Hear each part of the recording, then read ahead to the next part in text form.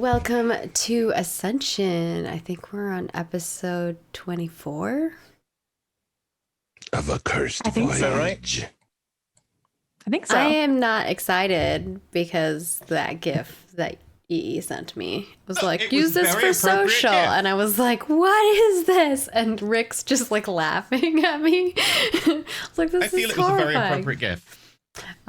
So, you know, at least you know what you're getting into today. What happened when we left? There's many things. Right, okay. Hopefully my grandfather's still alive. And what if it's made things happen?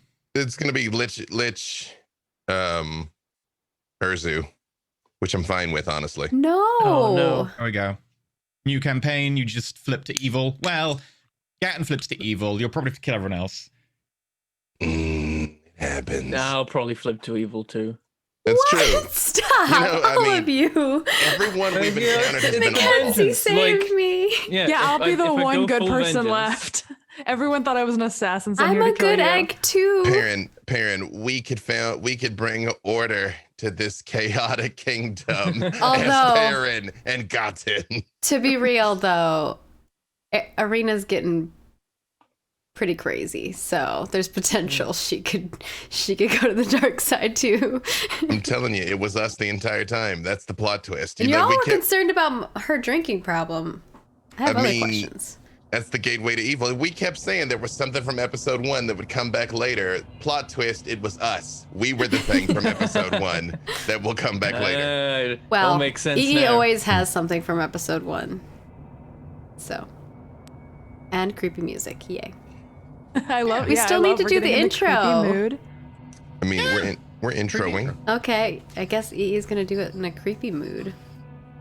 I don't hear anything. Take it off the shirt too. It's getting serious. Oh yeah. Oh yeah. MP3 listeners are like, I should just be watching this. There's a lot of skin being shown. Yeah, it's true. This Also, is true. Dave is like flexing, showing off the guns. I meant to change shirts, honestly, but here we are. Yeah. That might be a good idea. This room gets really, really warm during like recording and like streaming, so I might do that later. I've been enjoying the cold, like fall, winter weather, wearing all my sweaters, even though I'm in Cali. I'm pretending that it's fall for me. It gets like, I would say it gets decently chilly where you are. It's like just not 50 chilly by degrees. That's not that chilly. Not by anybody else's standards. But you're small though. It counts. It counts. Okay. Anyway, I have no idea what 50 degrees is in Celsius, so. Okay, we it's have like June for you, honestly. Like it's nothing. Probably. Well, no, we do have some high temperature spikes at the moment, but like obviously not as high as Cali gets generally. We get the random heat waves where the world reminds us that it's dying. The downside is that we are generally more humid and no one has AC, so it's really bad. 10 degrees Celsius. 10 degrees Celsius. Oh. Yeah, I guess for Maggie that's chilly. Maggie has a low tolerance of cold. It's Maggie chilly. When she was here, she was like, it's cold. And I'm like, what? I'm like always cold though. So I'm usually always wearing like a big sweater because it's comfy, you know? Just want to be comfy. You know, the funny thing is I can take the cold. I just don't like it. So I'll be miserable. I can endure it. I'll just be like mad the whole time. Yeah. See, I always run incredibly hot. So like when I was, because it's lockdown, when I was working out the other day on my driveway with my PT was like, why are you just wearing a vest top and exercising outside? It's like 8 degrees. And I'm like, I'm just really hot. I'm exercising. Anyway, so we have announcements and we have shilling to do. So we'll do those real quick. Firstly, today's supporter is Rasp. Thank you for paying the majority of the cast costs for the day and making it possible to do the amazing things. So thank you very much. Thank you very much indeed, Rasp. And a massive shout out to like all of our Legends supporters. Also, that's like the shortest name we've ever had, Rasp. You say that, now someone's going to submit the name for R, next like month just as a being letter. like just not even a letter, just quotation mark. That's it. It's nothing in the center. But that's too long. Then you're saying quotation mark. No, but that name is just the nothing in the middle. You just go, today's supporter is the next bit of news. Thank you very much. No. Also, Thirsty Sword Lesbian character sheets are now out. So if you want to go check the Patreon for those, you can see the Thirsty Sword Lesbian character sheets. So that's the thing. Also, Star Wars show next week. We have a Star Wars show starting next week featuring a load of people you might recognize. This is only just... Oh, only the GM at the moment. Okay. The cast gets announced on Sunday. You won't recognize the GM. No one's heard of Jesse Cox. But anyway. But yes, join us. So that'll be starting next week. Yeah, join us for a Mandalorian-inspired Star Wars game. We're going to be playing Edge of the Empire, Final Fantasy Flight games. Yeah. It's FFG. confusing every time. Yep. It's exciting. Make a really quick trailer. Are you really? You missed our announcement. We had Sheepy and Bentham and Tyler singing it. I mean, if you want to do that properly, you put my camera below yours. Definitely not lit. No, the lights are here, and obviously the camera's back here. So. And then I open it with. It's not going to work with the virtual. See, Dave's got it. That's pretty good. You should have heard how horrible Bentham and Tyler and Sheepy's was. Try to keep me around. That was it. There you go. It would work better if the virtual background wasn't erasing it. Pal's like, rude, Maggie, rude. It was pretty bad. That's just quality X-Wing TIE Fighter music right there. They did try their best. Anyway, I did try my best. I was hamming it up on purpose. I know, yeah. You were saying you were doing it. You were doing it bad. You were Ben thamming it up on purpose. He was mangling. He was mangling the pork. He was twisting the gammon. I was about to say that got Jeffrey Toomer in a lot It of trouble. never sounds good. It never works. Look on Bentham's face. He's like disgusted by his own username. Just, regret of life choices, business decisions. Made sense when you were 14, brother. Yeah, it did. So, other than beating the hog, we also have Ascension level 5 character sheets are out. If you want to go check out the character sheets for all of the characters, now they're level 5, you can do so over on the Patreon. So that's a relevant thing. There you go. Yeah, it's got Pietro and Mecha Pietro stats on there and everything. Oh, there you go. Now, even Pietro by himself? Yeah. Ooh. He's got stats, they should be on there. He's level 5 probably in some way. Pietro himself has not leveled up, but he did He's level 5 in our hearts. He did increase something. Our hearts. So you can go look up what that is. Does Pietro have an OnlyFans now? Yeah, go. Oh my God, Pietro I should make an OnlyFans of just pangolins. Would you subscribe? I'll make one. Link in bio. Yeah, I'm gonna do it. I mean, let's be honest. Doing we it all right see now. His sexy outfit. Actually, I don't know how to make an OnlyFans. In there? Oh yeah. Don't worry, I can teach you. Okay. Look, 2020's been a hard year for adventurers because they have to go out and travel and they're not allowed to. So Pietro's had to diversify. It makes sense. Pietro would probably delete his OnlyFans. Only pangs. Only pangs. Only pangs. And with that, but thank you all for tuning in. We're done. Yeah. So, goodbye. Yeah, we're out. I think because of that, Bentham, as reward and also punishment, has to now do the shilling. Because he does it I every always week. do the shilling. Yeah, and I make an excuse every time, so...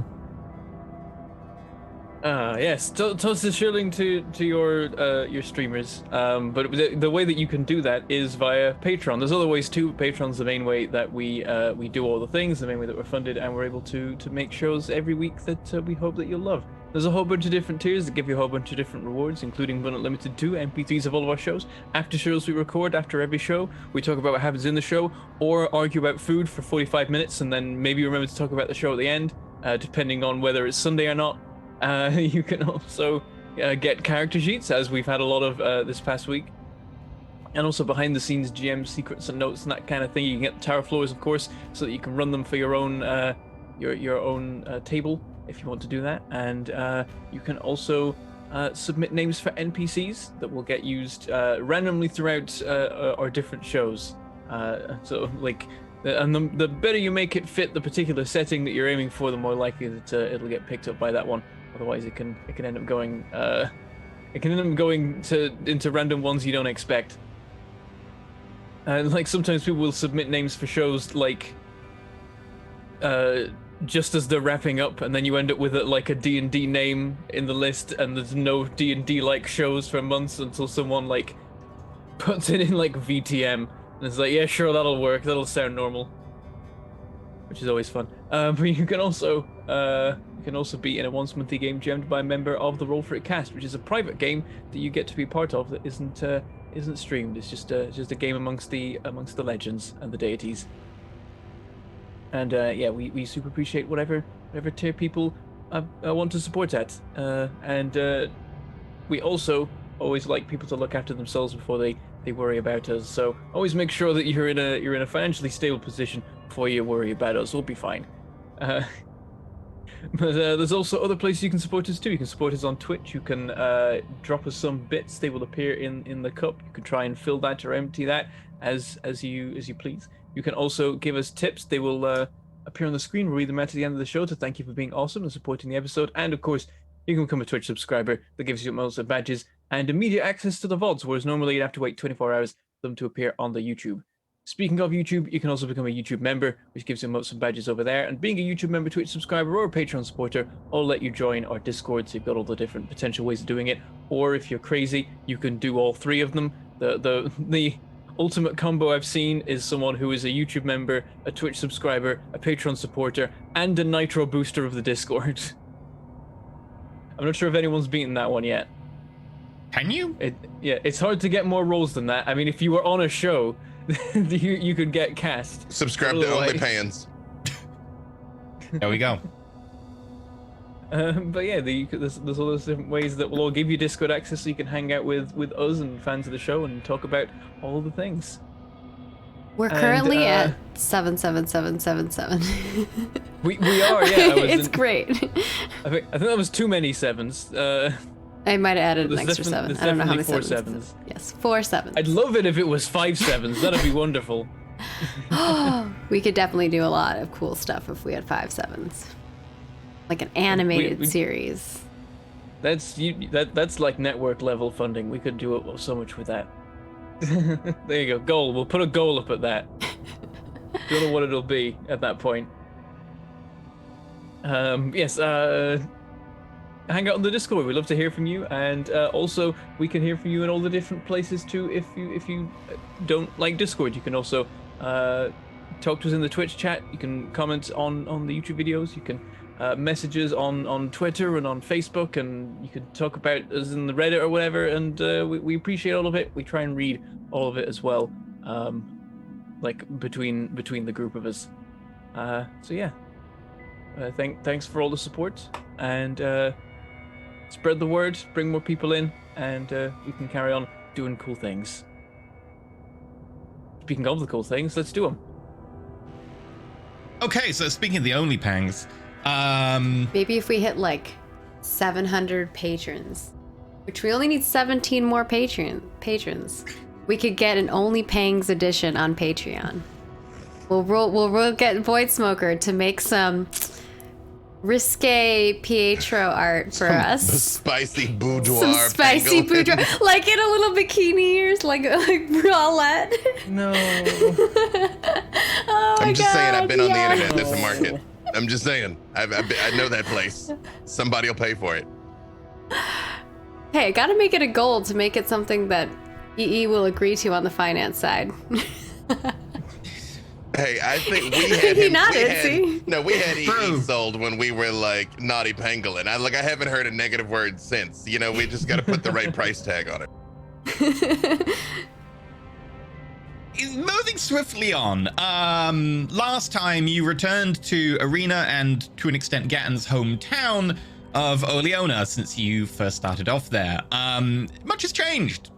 Bits of it have been destroyed. Arena's family were attacked, and luckily, because you just happened to send a militant order of the Raven Queen to the town, they were fought off, surprisingly enough. You were somewhat lucky.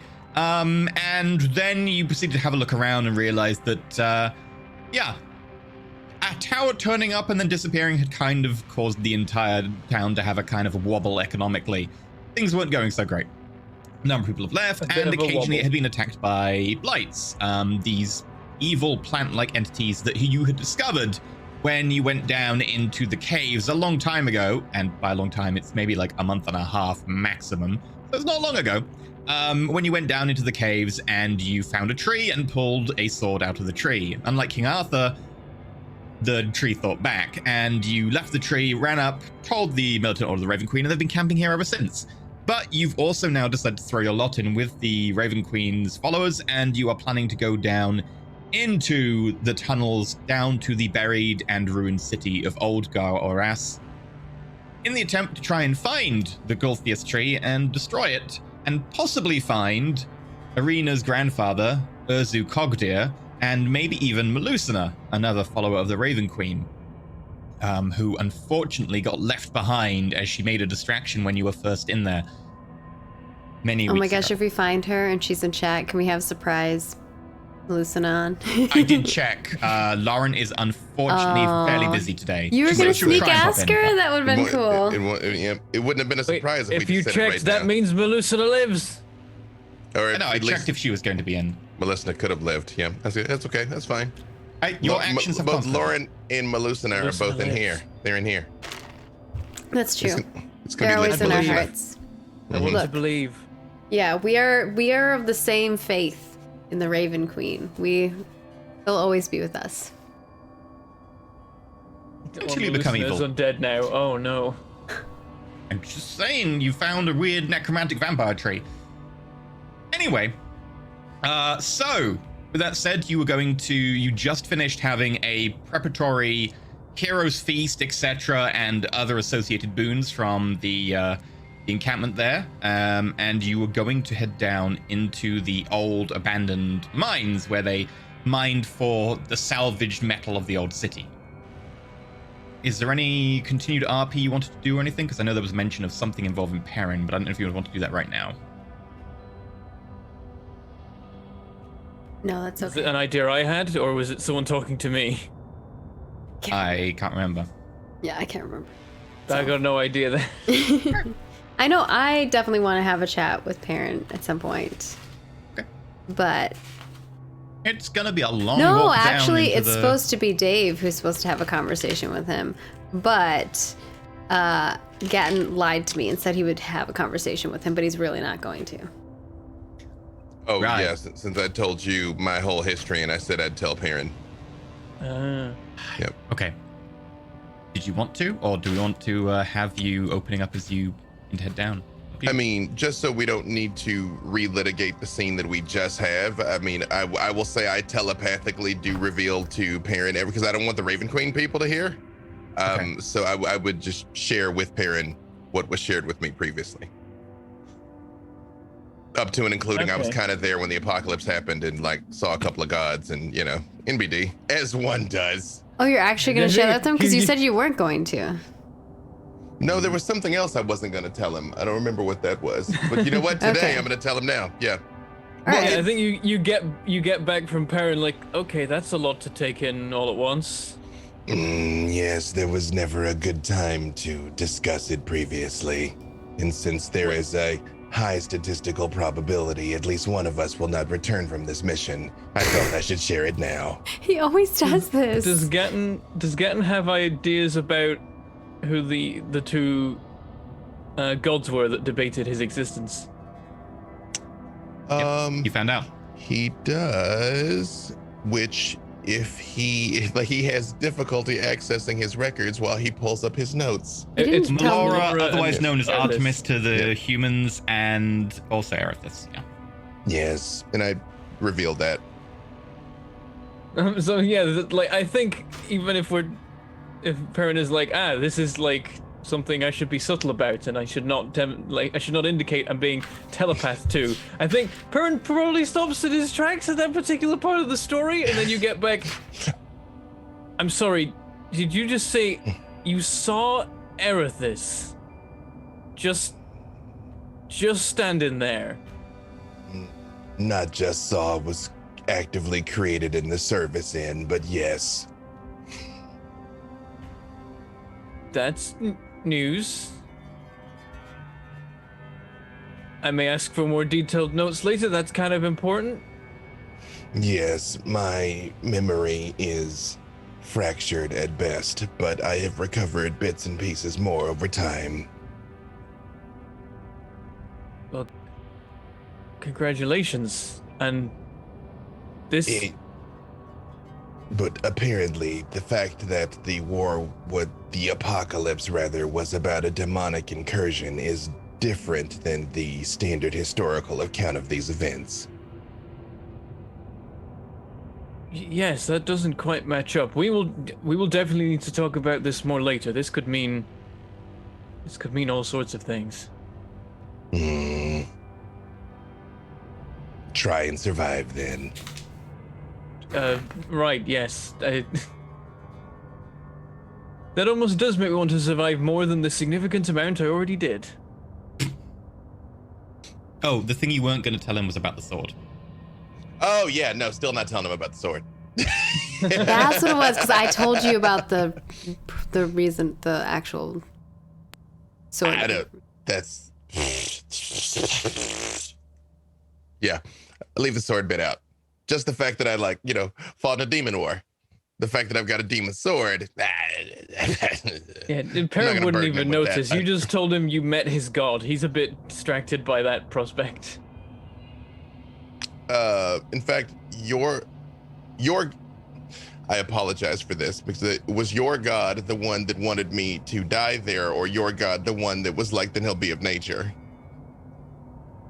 No, it was Erithis was arguing for your existence, and then Melora... Yeah, right, okay. Oh, I thought Melora was like, nah, but then said, oh, okay, but he'll be of nature.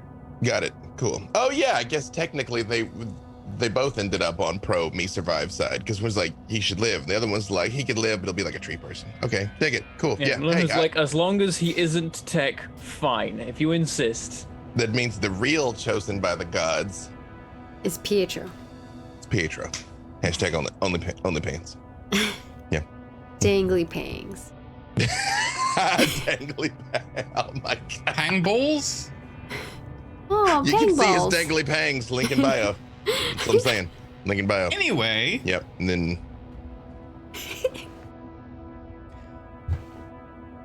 So, I feel that someone needs to look after our pangolin friend now. Like, we're taking advantage of poor little Pietro.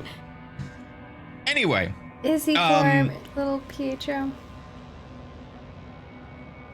You are led towards, as a group, with 8 other followers of the Raven Queen, all of whom are decked out in their full battle regalia. Armored, leather, metal constructs, very well-formed and less symbolic armor of the Raven Queen now. A number of the helmets, instead of having the slightly longer beaks, now have very much flatter face parts, and the masks are engraved, but less ceremonially, obviously, kind of, unfortunately, not particularly combat-worthy. Gonna get caught on stuff. Does everyone here have any climbing kit or rope? Mm-hmm. Yep. Okay. But you've got some, you're good to go. Otherwise, they'd offer you some. So, as you get to the entrance to the mine shaft, you notice that... I might not have climbing gear, but I have rope for sure. Okay. Yeah, you just need the rope. Cool. Yeah. I have pittance. Pittance are for climbing, right? Yeah, but it's not the same as climbing gear, but yeah. 10 pittance. So as you get towards the entrance to the mine shaft, it's kind of this big structure built into the side of what at first looks like a hill, but as you get closer, it is a less regularly shaped, and you notice it's probably something that has been covered over with earth, some sort of pile of scrap or concrete that at some point was just bulldozed over. And this big entrance, shored up with timbers and pieces of metal arch, seem to have been gathered from places. You can see that the paint on them has been long worn away, but there's still flakes of it here and there. Some edges are kind of twisted and rusted. It leads down in a long, kind of not particularly even pathway seems to go down and down and down. As you start going in, it gets particularly dark, although some of the followers of the Raven Queen pop up. These little lights Since you can't just be start live, orbiting around you. Several of them make their shields just suddenly spring into light, and it casts light, 60 foot in front of you. As you're going down, you notice that there are places where you see burnt vegetation. And as you start going in further, you notice that these seem to clump up in places, almost like there were battles here with this vegetation and someone burned it and pushed it off to the side. After about half hour of walking, you get to a position where it seems that the tunnels start to divert into a number of different little warrens that move left, right. Some of them seem to go down very quickly. There's even one shaft with a rope that's attached at the top, almost like a well, but kind of deeper, with, as you look, handholds that have kind of been chiseled into rock and stone and earth all the way down.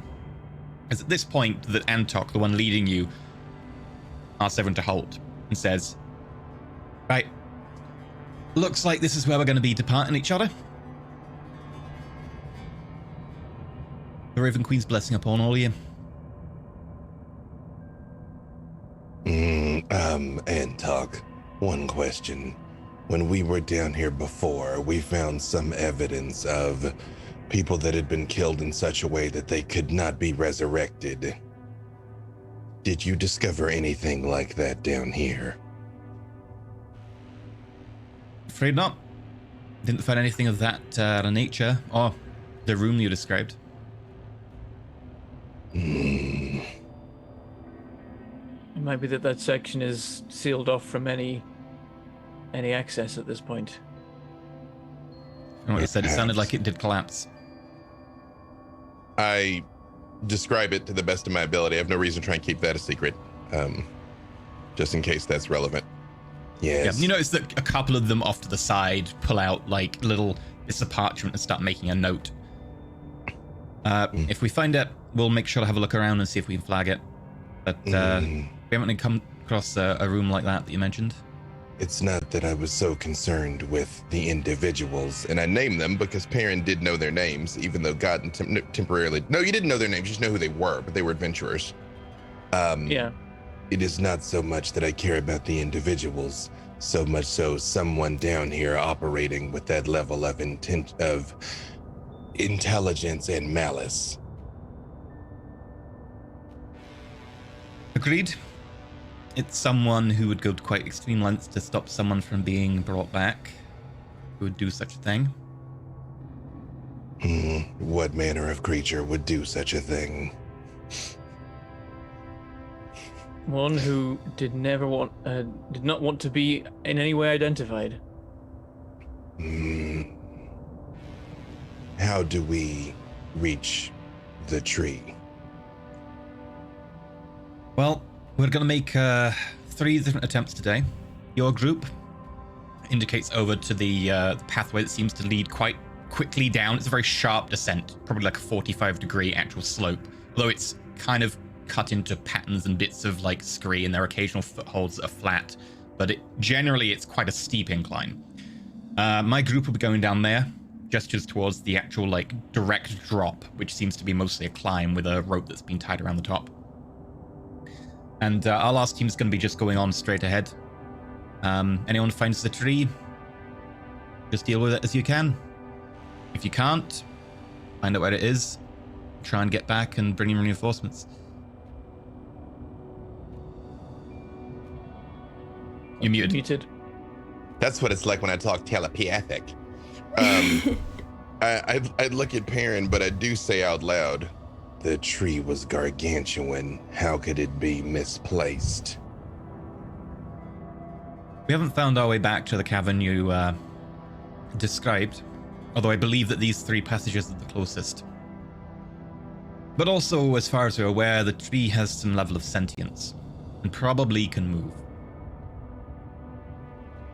We have found sections where its roots seem to extend throughout the entire warren of tunnels, and it seems to have some level of awareness over this entire section of the old city.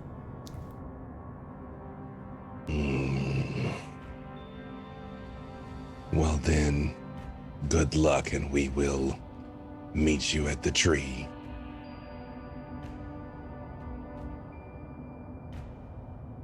Very well. Look Good at luck. the others and start heading down the passage he indicated for us to go. Yeah, Arena Follow. says a little prayer as they all part ways. I will say, as far as the tree goes, I do share with our friend here, Vanya, everything about the tree. Like, I think somebody already said in her presence, I pulled this sword out of the tree, so I believe she's heard that, but I maybe leave that part out. Yes, I think that was mentioned around me because it was like a bit. Yeah, I think. I do think you've heard that part. I don't restate it though, but like that we found this, although I guess for Mackenzie's sake, you really may not have heard this. We were down in these caverns, looking around, had seen a lot of different things, came upon a very large black tree with a skeleton impaled against it with this sword. We had been tasked by a hag that I don't think we figured out was a hag, just a creepy woman, to bring her a piece of the tree, which we did, and is almost certainly never going to come back to haunt us in any meaningful way. But at the moment, I broke a twig off of it, yeeted the sword out of it, and it came to life and started fighting, and creatures started coming to life all over the place. And it was very clear that we were not going to be able to defeat it. Our guest at the time was Lauren was playing Melusina and Aarakocra cleric, who there was a high like lattice work in the cavern, and she basically was supposed to kind of hold it as long as she could and then flee and hide. That's why we keep talking about she's still alive, because she really might have found a way to escape. And we ran for our lives. Everything was kind of shaky and collapsing, and that was fairly early. That was episode like 3 or 4. So. For us, 5. It was months ago. For these people, it was, 2.5 weeks, because time has no meaning. Yeah, and then that's what and happened. then we sent my grandfather in with a group of people, and then went. No, grandfather went in alone. And well, he should have brought a group of people with him. And then he told us to go to talk to the other Raven peeps. So last time we saw Melusina, she had precisely 1 hit point. True. Jeez. She the only one that also was matters, though. very adamant about telling us to go, even though we didn't want to leave her.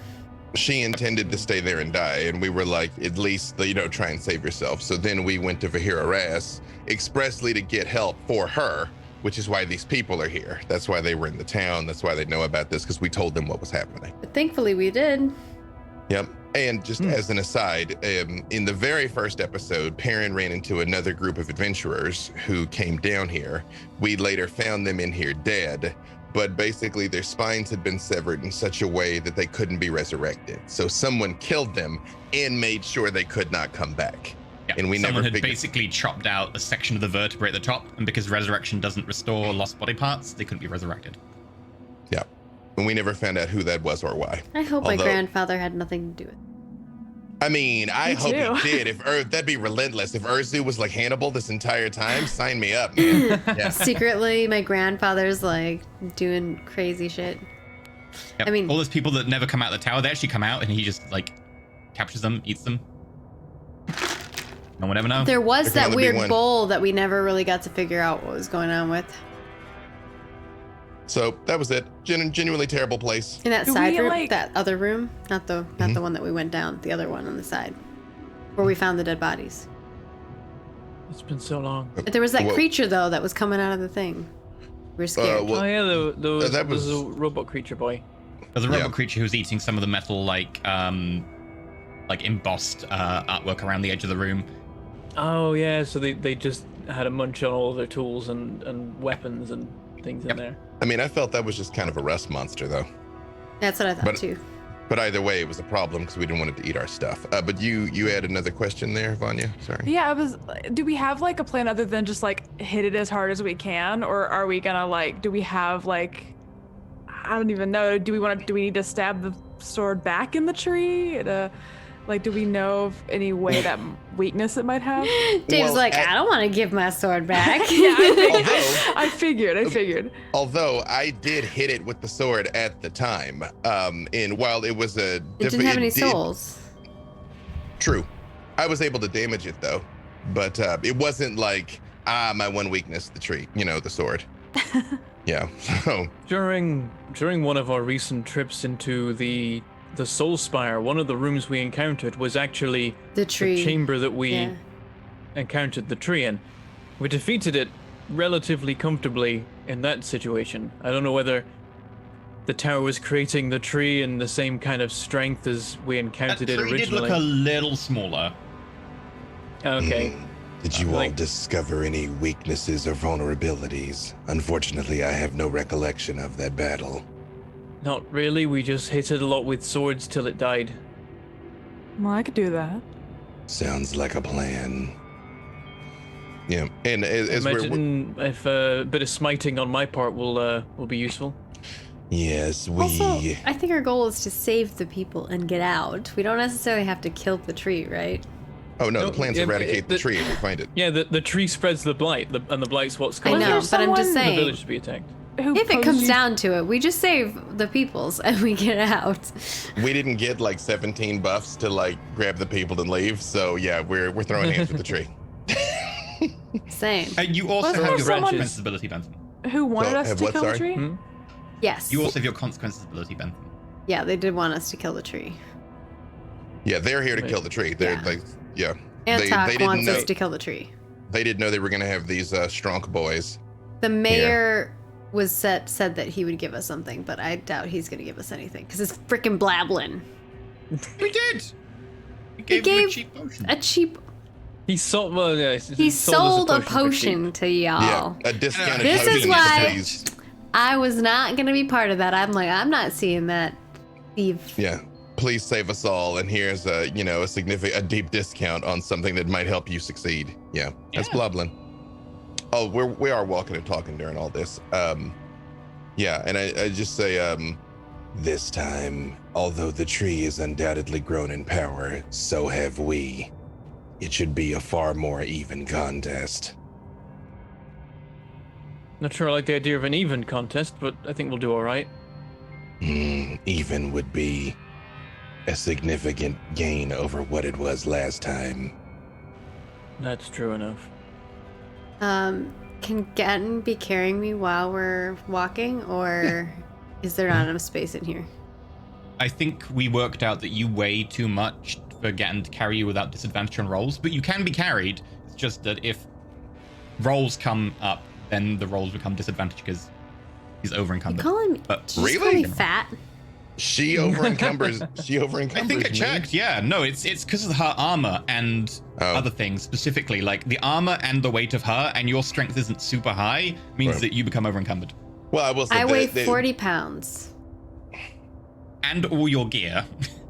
My gear, Well, yeah. I pretty much always put her down before we fight anyway, because I don't want her to get hit like I do. So yeah, I don't. I'm just mind. giving you a heads up that like if it Okay, I comes weigh to like combat rolls, then you 70 are- pounds with my gear. Mhm. Yeah. I did the calculations. Don't worry. But I'm just giving you a Unless heads up you're if combat counting comes to it. Money being weighing stuff too. Yep. Yep. So Technically, you these things carry are like on one for side. about another half hour, going down this pretty steep incline that seems to start to waver slowly around to the left. It's not consistently going around, but occasionally it sort of waves a little bit left and then straightens out and then a bit more to the left. And eventually it gets to a point where you find that there is a big section of what appears to be created stone. One of these miracles of the past where people used to be able to mold and make stone that was initially like a liquid and then flowed into a form that you would select, and then it would kind of freeze in place and become like solid. And you notice there are these sections of this stone. Is this that have been concrete? broken. You're just Yes, describing I concrete am as if it's describing a concrete. magical excellence. I love it. Yeah. Mm-hmm. Surprise. Like And the there's- alchemists of times gone by knew the way to Yeah. create this special kind of. liquid stone. It was amazing. You know what's Um, wild? The Romans could do it. We actually still cannot simulate Roman concrete. It's actually really great. Also, like side tangent, but the Romans figured out how to create Pyrex glass. And the dude who was like, hey, I've managed to make Pyrex, like it doesn't really break. Like you drop it and it doesn't break and stuff. And he came up to the Roman emperor and was like, I need someone to like invest in my glass because like I'm just a guy. I need a miracle to replace all glass everywhere. Problem is, what did the Roman emperor have? A very large collection of very valuable things in glassware, because glassware was super like high precision artisanal value at the time, obviously, because glass is very hard to make. So the guy died just pretty soon after, and then Pyrex was never invented at the time. Yep. So some the Templar stained glass, even though it's a different time, how You're they made going the to stained glass for the cathedrals. devalue my true. goodies. Like you're a blooming emperor. You could just like lock the guy in like some manor somewhere and be like, "Yo, make glass for me. Don't tell anyone else how you do it." And then you like, my fine glass collection now has super hard glass. Yeah, but it would take such a long time to get that level of like. Anyway, going off topic. Anyway, Yes. so yeah, you notice these huge sections of this Guys, flowed it's just a stone that's now coincidence. frozen in place. All that's broken, and there are several bits of like metal bars that seem to have been bent and seem to be growing out of the actual stonework itself. And as you make your way in, past sections of this and past fragments of what appear to be like glass on the ground, you find yourself in a very wide, very square open area. It's kind of slightly at about a 5-10 degree angle. The entire area inside is dark. There's obviously no lights except for the one that Gatton is just carrying. There's a tiny little flower bulb. But you can... No, he's got My the orb. crystal, bright light 5 feet, dim light 5 feet. Okay, so yeah, you can see just around you, but this is actually a huge space. It's probably somewhere in the region of like 120 foot, maybe 150 foot across. Very, very large, open, square area. And you notice that in the center is what appears to be just a very large pillar with a couple of rectangular doorway openings. Everything else around here is just broken bits of stone, glass, and you can see some tiny fractions of what appears to be very, very old woodwork that has now, over time, just become this kind of like matted dregs of something covered in fungus on the floor. Oh no, I don't like it.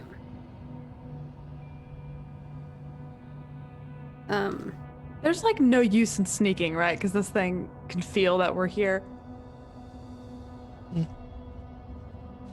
Don't know if got, it's got like blind sense. Can we It's got like tell what it is? creatures that it commands, and they might be stealth fromable. I mean, parents know use. He clanks when he sneaks. Is there a wall I nearby have passed trace. where I pass without trace is probably useful just in principle for all of us. Yeah. Is there like a wall that if I were a spider I could crawl up as we enter into here? Yeah. I mean, the area is very much a very large square area, about 150 feet by 150 feet, with a very square section in the middle that's probably about 20, 30 foot across, kind of like a square donut. Square. That's just So called yeah, square. you climb up the wall. It's 1 story high, effectively wall, and then there's a ceiling. I'm not gonna turn to a spider yet because I'm gonna save my wild shapes till I know what we're up against here. Is pass without trace concentration? Yes, I believe so. Yeah, but I can do it if we're walking. It will last around. for an hour. Yeah. Yeah. I why mean, not? just on principle, probably worth having because it's +10 to stealth and we don't leave tracks, right? Yeah. I'm like, good news is help can't find us.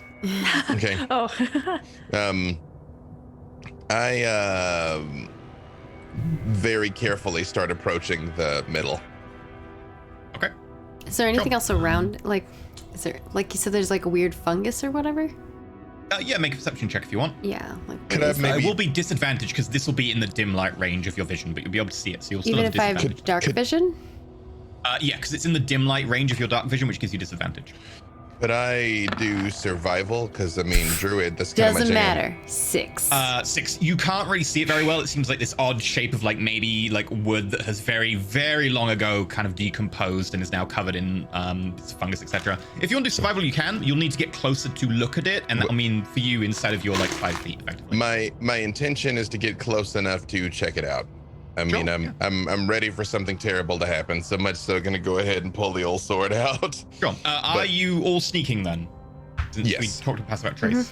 Yes. I'll give it a go. Everyone roll I'm for concentrating yourself. so hard sneaking that I can't see myself. It's Yep. like, You've got your eyes closed. You're like, if yeah, they can't, if I can't see them, they they, can't see me. yeah, exactly. Mm-hmm. It's mostly probably because I'm drinking too much. Also, I'm gonna put her down before this all happens, just for the record, so I Yeah, can say out yeah. loud. Yeah, that's probably a smart idea. So plus 10 to that, whatever that is. Do you just roll normal plus 10? Oof. Oh, that's so me. 33. Getting just disappears. Oh, I don't Ooh. see any of your guys' Guidance rolls. hasn't come through on my end yet. Yeah. Oh, it's 20, 23 for me. 20.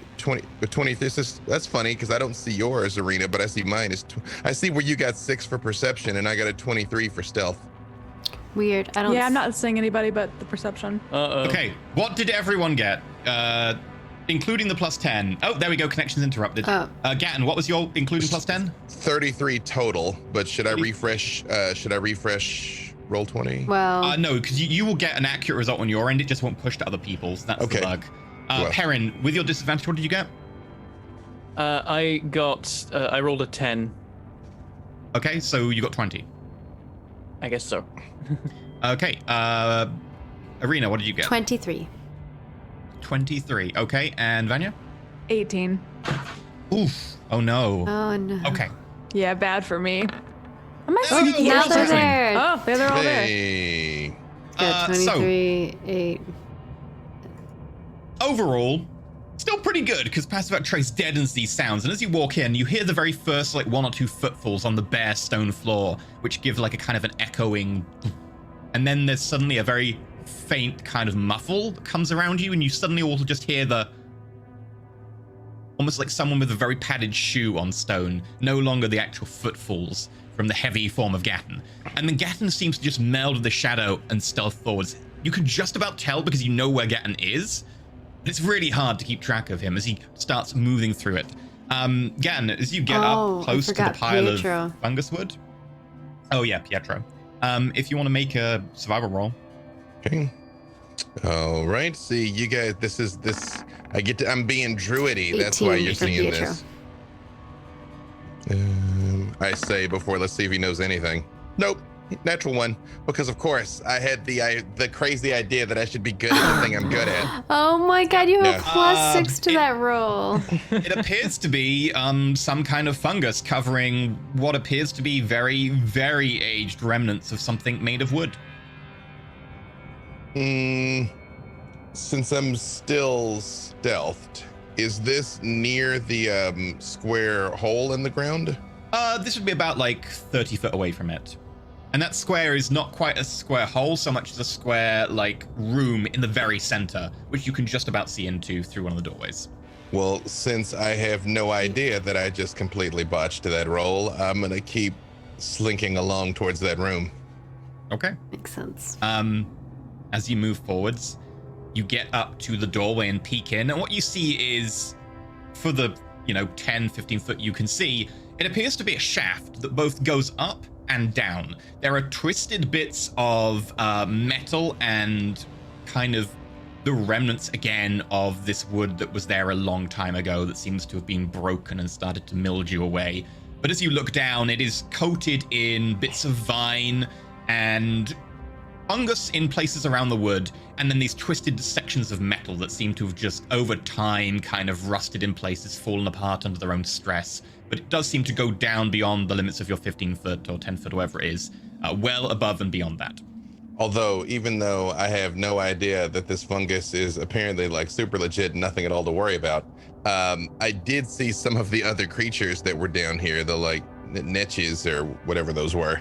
Does any of this plant life look like that? Oh, Like the plant life we blight. fought? Yeah, the blights. From your initial look, no, but the blights did seem variable. Effectively, the blights were any sort of infected, twisted forms of the nature that was around, so it would be hard to tell.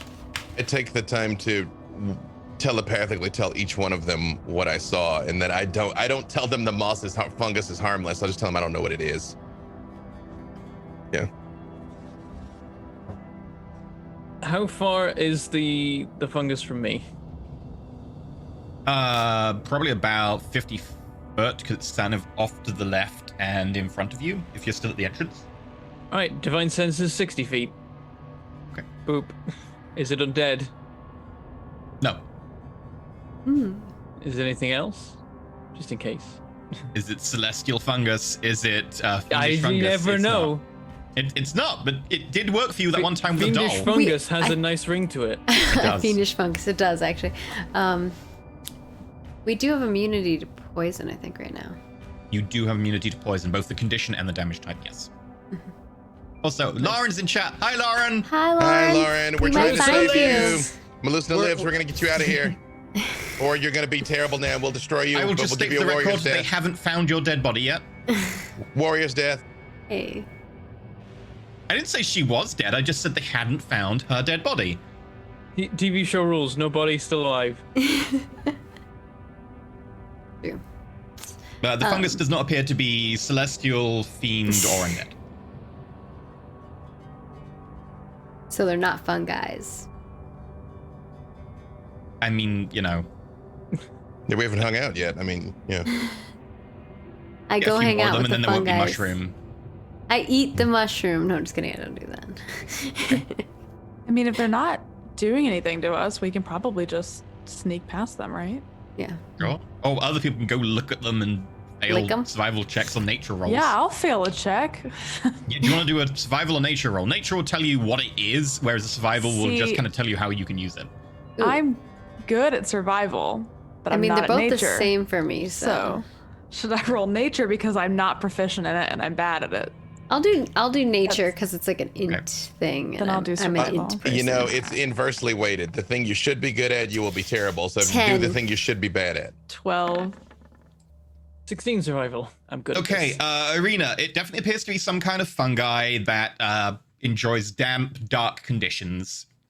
Pretty typical. Looks like it's growing out of the wood. Beyond that, you don't know, and you don't recognize the type. Vanya, it appears to be a fungus. How you would use it and how you would go about using it with a survival roll of 12, you don't really know, beyond the fact that it appears to be a fungus. However, Perrin, you do recognize it. It's very faintly, as you kind of shine a bit of light on it, you notice that it's kind of a bluish green with these kind of white splotches that are growing on it. This would be, you don't know the name of it because you didn't do a nature roll, but you kind of know to avoid this fungus as it kind of gives off poisonous spores, and in a non-windy environment where it tends to thrive, damp conditions indoors where it's dark, where the air is kind of stilted and stale, those spores will hang around in a large area and they can prove quite deadly. So they are fun guys. You They would be get parties taking going. poison damage and It's poison conditions, except the all of you are opposite, like, yeah. oh, I feel fine. Does our poison resistance wear off suddenly at some point soon? Hope That's not. Hero's Feast, which is 8 hours. So I hope not. another 7 So hours we, left. we got some time because it's like, we're actually walking through a cloud of poisonous spores right now. We just didn't realize because of our resistance. We may want to make sure we clean the spores off ourselves well once we leave this place. Otherwise, in 8 hours' time, we may suddenly find ourselves poisoned. Good to know.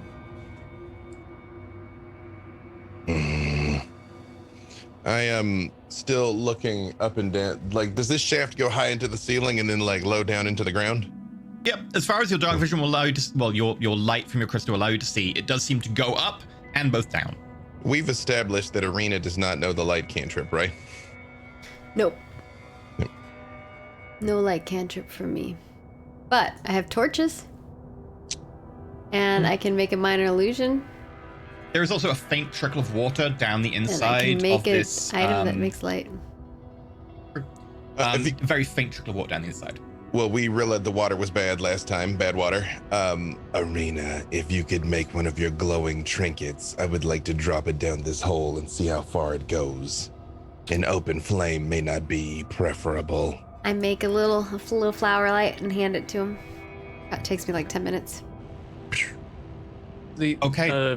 Buried city ruins sometimes have areas of explosive gases. Like I said, not optimal. Roll me a d10, again.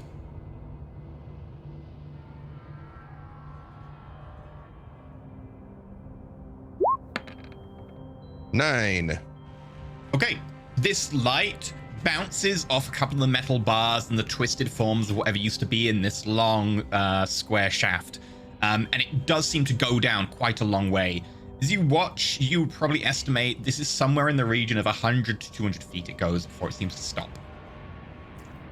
Do I see any? Does it look like it flickers or anything that might indicate like something is moving around it? Like if it's like flickering, it's because like things are flying or Make a perception check at disadvantage because it's hard to see with all the kind of obstruction in the way because of the stuff in this stairwell. I mean, are we going full pitch black out here? Is what I'm asking? Because I will leave Urzukog here down here to die. Oh, disadvantage, you say, right? Wait, you say, well, either way. With a disadvantage, 21, yeah. Yeah, either way. So as you look down, you see that there is a slight flicker. There could be something down there, but it's hard to tell. But it does appear that there does seem to be a flicker. Now, whether that's you knocked something when it went down and it's in front of the light, or whether there is actually something moving down there, it would be hard to tell at this distance, but you definitely see something flicker. I tell all of them that. Now, if we all just kind of gather around, I just kind of like whisper this quietly because I don't know who's listening. But I say, I could crawl down there and investigate. It seems like it goes about 120 feet. If we want to get that deep into the facility, I should be able to pass unseen without having to necessarily engage. Are there any like little rats or like creatures nearby? Make a perception roll. They survived the poison. They're plague rats. 16. You notice nearby there's a tiny little like clump of fur, and as you go and like look closer, you notice that it's a long, withered, collapsed little corpse of a rat that's now kind of covered in fungus. It's dead. Yes, it walked into an area of poison damage. Okay, so I don't see any alive creatures. No. Okay. Dang. Okay. I was gonna see if like a little creature would go to look for us. If you think you can make it down there secretly, then that could work. Just be very careful. In the meantime, we could start setting up climbing gear to descend. If something goes wrong, I may need assistance in a hurry. Is this space big enough for my giant spider to go crawl down? Easily. Yeah, it's about like a 20-foot by 20 foot hole. Do you want to be a huge spider? That's the opposite of what I want. No, actually. Would you describe this as roughly elevator shaft size? Oh, a bit bigger than that, and it's got stuff around the edge which seems to almost form like a kind of like a weird square spiral pattern. I could make you a medium spider too. No, I'm fine being a normal strong spider. I just tell you all, I'm like, If something goes wrong, I will attempt to retreat rather than have you all climb down. But if I do not make it back, you will know circumstances are dire. And All right. spider, and I say a little prayer. I don't know how this works out practically, but I can spin webs, so I leave like a tracing web down. I don't know if that'll make it easy. Well, might be sticky for them. Dun dun dun dun dun dun. Yeah. It's like Mission Impossible music. Yep. In my spider form, I have blind sense. It doesn't go out very far, but I do have it. Ooh, nice. Okay, and I go down, try and be all stealthy and sneaky. Okay. Make me a stealth roll. You don't have passive trace because you'll go outside the range of it. Okay. Descend. Yes. Okay. Yep. Its blind sight is 10 feet, dark vision 60 feet. Okay. It must be a very strange experience. As you turn into the spider, your bifocal vision suddenly turns into multiple like eye vision, where you get a much like wider, taller view from all of your eyes, and a kind of very much darker, less colored vision as well. Oh, 23. Okay. So as you make your way down with no issue whatsoever, you have to climb over bits of twisted metal and old mildewy wood, past several sections, and then you get to kind of this area where some sort of big rectangular cage is kind of suspended in the middle at the very like bottom of this shaft. It seems to be suspended amongst the kind of outer area, and a long metal cable is kind of tied up around the top. But as you see it kind of gently swing under your weight, at the very edge of your vision, you see movement. And as you kind of hunch in on the top and look over, you see, kind of similar to your form, a central torso with 8 different limbs. But it seems to be not biological. These limbs are made of metal, and you can see these joints are exposed, and you can see what appears to be kind of like some sort of bearing in the actual like elbow joints. Each of the limbs has these tiny little like dagger-tipped feet that is chink into bits of the actual wall itself. And as it moves forwards, the mandibles open, and you see kind of like a little flame appear, and you see sparks fly from one of the bits of metal that's twisted on the side of the stairwell. Is there any indicate? Well, it's like it's consuming metal. It does appear to be breaking down metal. Do I see the flower light that I dropped? Yes, it's probably like right next to you, kind of like just under the actual cage itself that you're swinging on. Is there any? But there's no indication that it like aggressively attacked the light the moment it saw the movement or anything. No, doesn't appear to. Can I see it? Are there like hallways that stretch off of this? Like I know I see that, but I mean, like, is there like further to go past this thing? It appears to be like at the very bottom of the shaft, and as you kind of look down and you see it like 50 foot away from you at the bottom of this shaft, you can kind of see that there is a couple of areas that kind of split off and go further away. You can't see through them, but you do notice there are what appears to be like doorways of some kind down there. Yeah, I throw it in reverse. My telepathy only goes 30 feet. So I stay in the shaft, but I go back up high enough that I can recount to them what it is I'm seeing down here. When we saw the rust monster last time, it was not aggressive. It just wanted to eat the metal though, right?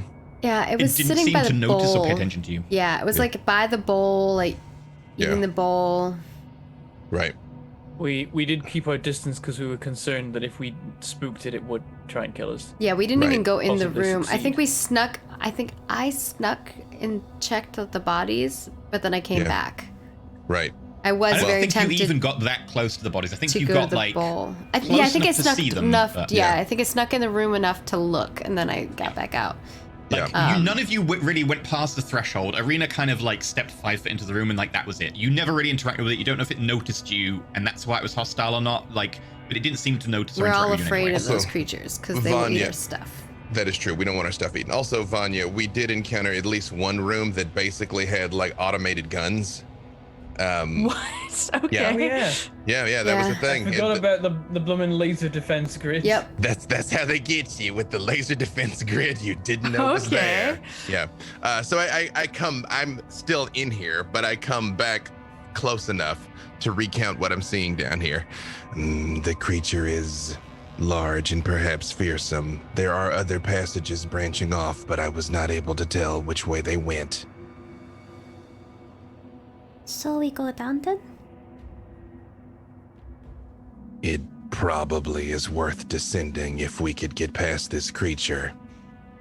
I think it's our best bet. All right. Clink, clink. Spider They have the Dave pittance in. does Spider Dave. That's Spider what Dave- Spider Can Dave Spider does. Dave put the pittance down for us, and then we just like I don't. No Yeah. opposable thumbs or Spider- ability to carry, so no. Or Yeah, it's- any got a mass mouth. with which to put pressure on the pittance. he can Is like there any- spider web it. Okay, wait, can we say this then? Because my webs are sticky, that's kind of what they do. But like every once in a while, can I put like a safety line across the shaft where if like somebody plummets, it won't be instant death? Oh, it's like a little spider net. Just every once in a while, just a little bit, because you got to get past it, But like, Yeah, like- I would like an say axe. that would give you a chance. Yeah. You do also have like other mitigations, like we talked about before. Right. That you've got other stuff, but yeah, if you want to do that, it'll just mean you need to make it like another 2 stealth checks, I would say, for when you could possibly be heard or seen, because you're going to spend time going down and putting these lines in, but they will offer a good safety. Well, again, at the risk of being too meta, could I just say that I know they're coming down, because I still haven't done anything to break my stealth. I'm gonna go much further down. If I see one of them falling, I would have a chance to react before they died. Can I do that? You would have a chance to catch them, although that said, if they were traveling at that speed and you were near the bottom and you caught them, there's a good chance that either you would take damage or they would take damage or you'd get pulled down with them. I'm just heads up on that, but it's possible. Wishy spider. Like, trying to catch someone who is in full free fall is potentially lethal for everyone. Parents of the mind that he should create a very secure climbing system that is like reusable, that like might just stay here so that future expeditions could use it. So he's putting like a lot of stuff down, and we'll have like a backup rope and that kind of thing. I think I'm better served with vigilance, honestly. So I'm gonna go hang. Well, does the shaft go very far up above us? It does appear to go about 40 feet up. Oh. Honestly, while they're preparing the pittance and stuff, I'm gonna head up. At least check, just so we don't get up there and there's like a rock or something. You notice what appears to be kind of like a big metal like drum of some kind, which seems to have some sort of cable spooled around it a little bit, but it also seems to have been bent in some way that seems to be like not turning. There's a lot of other like there's a lot of other like metal rods and things across the top, and some sort of very large box on the side that seems to be ripped open, and a lot of the metal inside is missing. There's just kind of the actual component of the actual box. This is what happens when you make a 13th floor on a lift. They ruined everything. So having seen the broken cable at the bottom, can I infer that cable broke from this? Like, I saw a cable at the bottom, I see cable at the top. Okay. It would seem like that was some sort of box that went down the middle of this shaft, and that box had a cable that went to the top, and then around the edge of that box there was some sort of spiral thing. Yeah. I am going to hang near the bottom of the shaft, because if nothing else, some other creature might come along, or if they get this thing's attention, I don't want it to come up into the shaft and everybody be stuck there. Okay, so make a stealth roll to go back down, and make a perception roll to keep an eye on this thing. Okay. You have +10 to your stuff. Yeah, because I'm back. Not when you're out of range. because you're at the bottom. To keep an eye on the thing, you'll need to go out of range. Yeah. Passive out traces close range only. Okay. You guys will be stealthy. Yeah. 30 feet within me, I believe. 14 to be stealth, and 17 to do a look. It doesn't seem to notice you as you're keeping an eye on this thing, but you do kind of hear from just outside the doorway, maybe just beyond where you can see, the sounds of like metal scuttling on stone, and then more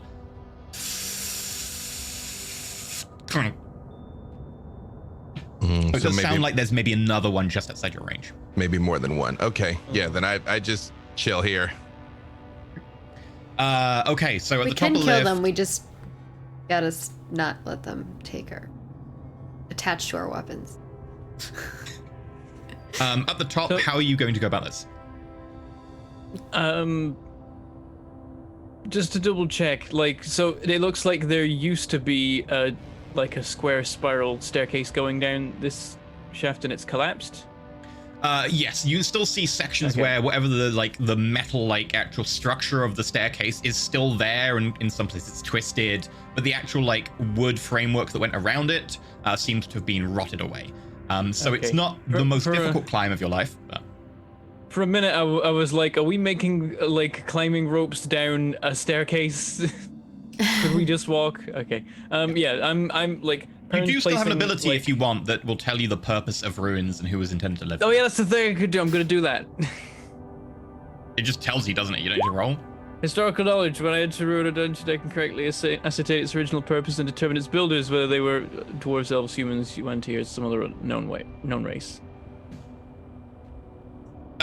Its original purpose and builders. It appears to be some sort of workspace for people in administrative capacity. And it looks like it was designed for a multi-species environment of humanoid creatures.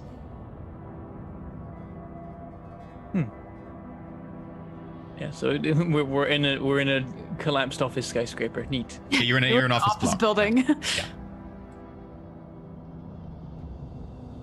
Yeah. So placing lots of pittons in the ground.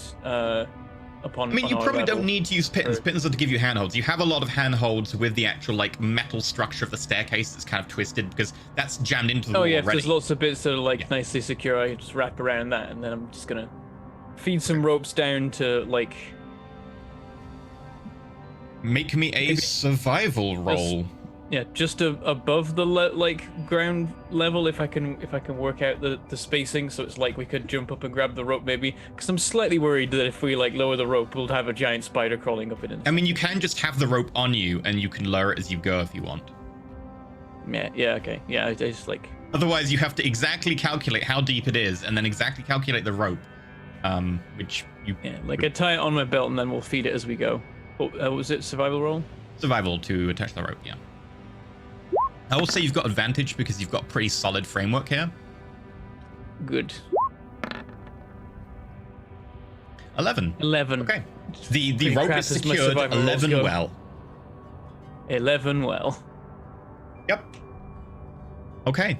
So you have your rope secured. You've attached it in a couple of places, and it seems to hang mostly over the center so that you have the ability to kind of climb down the side, and then if you were to fall, it should in theory catch you. But none of you, who has climbing gear, as in climbing gear, not just kittens and stuff, but actual listed climbing gear? I need to check if I have the climbing gear item, I guess. Okay, so as far as I'm aware, none of you do, because just that means you cannot fall, because it's effectively like a full-on climbing harness. Yeah, I don't have it. Yeah, so this would just aid you in climbing. It won't prevent you falling. Okay, so if everyone wants to start climbing down, who isn't a giant spider sitting at the bottom, feel free to give me some athletics rolls. You will all have advantage because of the rope. That will help with my -1. 23. If I could ready an action or something, if this thing, I have a -1 also. looks like it's about to. If anything looks like it's about to head up the shaft, my intention is I'm going to hit it with my web ability to try and root it in place. So. I crit! I have a -1 to this. I almost got a 0. Yeah, you did. Hold on, Mecha Pietro is next. This is very variable experience. I told you, it's inversely weighted. Me and Mecha Pietro both crit. What? Are you kidding? What? How? Okay. So the That's gnome ridiculous. and the giant metal pangolin, who I guess you wrap the rope around or something, both of whom start making their way down very Can I easily, say surprisingly that? enough. Can I have it be where I'm wrapped on a rope and I'm just hanging out and Mecha Pangolin's just carrying me You're standing on top of the pangolin's the one doing the effort, and you're just descending. Yeah. Yep. And you're doing it Full effortlessly. Captain Morgan. The actual Yeah, it's just Princess Bride. the process of doing that, you just hear little servos in Mecha Pangolin just going shh, shh, shh, shh, and just without any hitching up and down, you're just consistently descending at a very, very nice rate. It's a very gentle ride. Perrin, while not quite as mechanically beautiful, doesn't have any issue because Perrin is incredibly strong. You can see his biceps flexing underneath the chainmail, and you can see every time that he kind of just puts a hand and then puts a foot down and then goes down further. He does it without much effort whatsoever, but you can still see the muscles all tensing and contracting and underneath his chainmail as he quite easily makes his way down. Vanya, on the other hand... Perrin's always been probably fairly good at this anyway, just because he will do that in his job. But now he's this is so much easier. I just hold onto the rope like this. And my arms are strong enough to hold me. It's great. Vanya, on the other hand, puts her foot on a little bit of metal that just seems to bend, and it slips as she kind of loses her balance. Vanya, roll me a d20. Just straight D20. Can I reaction? You can do a reaction if you want. It's Yeah, I can try and grab if I can reaction and give her feather fall. Do you want to do it? It's up to you guys. What do you think? It would use a spell don't know, slot. I can't You tell. don't already have- I see can't if she tell what falls. is she Yeah. falling it or is she just slipped? I can't tell what Determining this the D20 distance is. which she falls. Oh, I- then yeah. If she sees you're definitely, that means she If I sees see she's falling. she's so- falling, because I crit, I'm just chilling. because Mecha Pietra's doing all the work. I do have Featherfall, which allows me to, as a reaction, I can, if it's me or another creature within 60 feet of me is falling, I can give them Featherfall. So you have it for 1 minute. Yep.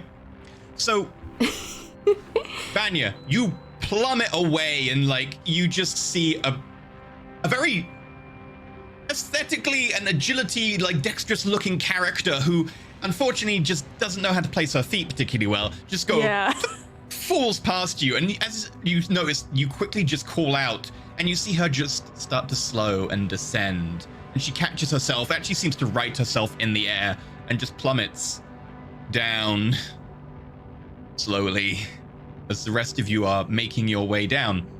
Will I land first now, though? You'll go past Gan, because Gan's down already. Gan, you notice what appears to be Vanya just descending at a quite sedate, you would say it's a run, but it's not a fall. It's kind of this nice, like, normal rate. 60 feet per round until the spell ends. Yeah, I attempt to catch her or grab her before she comes down. Like, yep. Make an athletics check. Okay. Let's see.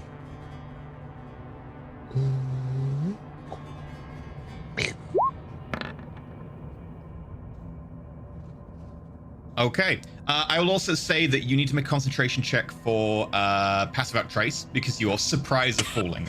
Yeah, that's true. That's a con save? Yes, it's con save. Flat DC 10. Nice. I'm like, roll to swallow your Finally. heart. Although, hey, I feel stealthy all of a sudden again. I'm like, yeah, you have the horrible sensation of like suddenly just missing your footing. Your heart goes up into your throat, and you just about manage to hold on to the spell as it starts to leave your mind before you find yourself suddenly slowing, and then immediately you are grappled by this large spider. In the arms of a spider. Horrifying. Which means that passive trace is now ongoing around you and Gatton. So Gatton, because you had to quickly grab someone falling, make me a stealth check, but it will be plus 10 for the passive out trace. yay. Okay. Yeah, I think Arena like pulls like some weird stuff out of her pocket and then just like whispers words, and like that's what makes you Featherfall. 24. Thank you for saving me. I believe it. Once I have her, like kind of holding on with like two of the arms, I actually like just rotate over in place so she can see that thing at the bottom. Like, yeah. You catch her with almost no sound. Like it almost sounds like there's just a light caress of a spider catching you. Mm-hmm. And as you look down, you can now see like this metallic-limbed spider-like entity that seems to be cutting apart the metal framework. Are you a fuzzy spider, or are you like a slimy spider? I'm a giant wolf spider. Oh, okay. Yeah. Aww, it's a little fuzzy spider. Although I can talk to you telepathically now and say, Have you ever seen such a creature? Oh, this is awful. Let me see. And so giant telepathic spider, but Vanya's like, why It's am okay, I with you I'm the weird good people? spider. That there is the bad spider. I'm Yeah. making the choice of the thing me and Vanya have in common is we don't like spiders. well, you don't want to simulate the upside down Spider-Man kiss scene. Like that's not the. I make out with a giant the wolf make out spider. is- Again, Oh, I've no. been on the internet. There's a market, okay? All right. Only. And then there's the webs. people who Only don't like webs. only webs. Oh, I love it. That's so good. Then there's the What would people I- who don't like eye holes. Yeah. Yeah. There's like there's a So spiders must be trypophobia? horrified. Yeah, Yeah. trypophobia. That sounds right. Yeah. Yeah. What would I have to roll to see if Only I've seen fangs. this before? Only Only fangs. fangs. Only Oh, fangs. That's for that's vampires. cute. Yeah, Yes, that's vampires. vampires. Nature, actually, because they are part of nature in this. Something. Well, I'm we not are good in a at. vampire's lair Six, right baby. now. You do not recognize them. They seem super weird. You've Is that not just probably another had limited spider? experience with them. We did learn a little bit about them last time we saw them, and we did see them eat. We metal. didn't see this. We saw a different creature that was eating metal. This we is didn't a see different this, yeah. creature? Oh. Yeah, the Oh, thing it before looks- was like almost centipede-ish, like a rust monster. This is It a looks It was organic? I thought almost it like had a like a- dog-like type creature. Like a scarab looking thing. Okay. So it looks like there's metal legs, but it looks organic bodied, or does it look like a metal? Entire thing looks like it's kind of like a metal and synthetic material type creature. Ooh. Yeah, I wonder if it's Then just, you like, probably would have little encountered robot. creatures like that in the world, because there are a lot of creatures that are just entirely mechanical. Yeah, there's a lot of robot creatures I in the imagine world. giant mechanical spiders. I like- More like common in some places than robots. others. Yep, and And the it's somewhat dice common around the dead Let cities. Arena look And- at it. and the dice said no, so I'm just gonna chill out. I'm gonna chill out here, hold Yeah, it I'm because just I gonna don't. be held by my spider friend. It's true. Yeah. I need no, actually, you don't need another check. You both did high enough that you don't need to check at all. The other two make it down. It does take like another 5-10 minutes, but without effort, they make it down to you without really making any Arena's fuss or eating a noise. muffin. Yeah, they land very next to you, though you can now hear the lift that you're on. The giant metal box is kind of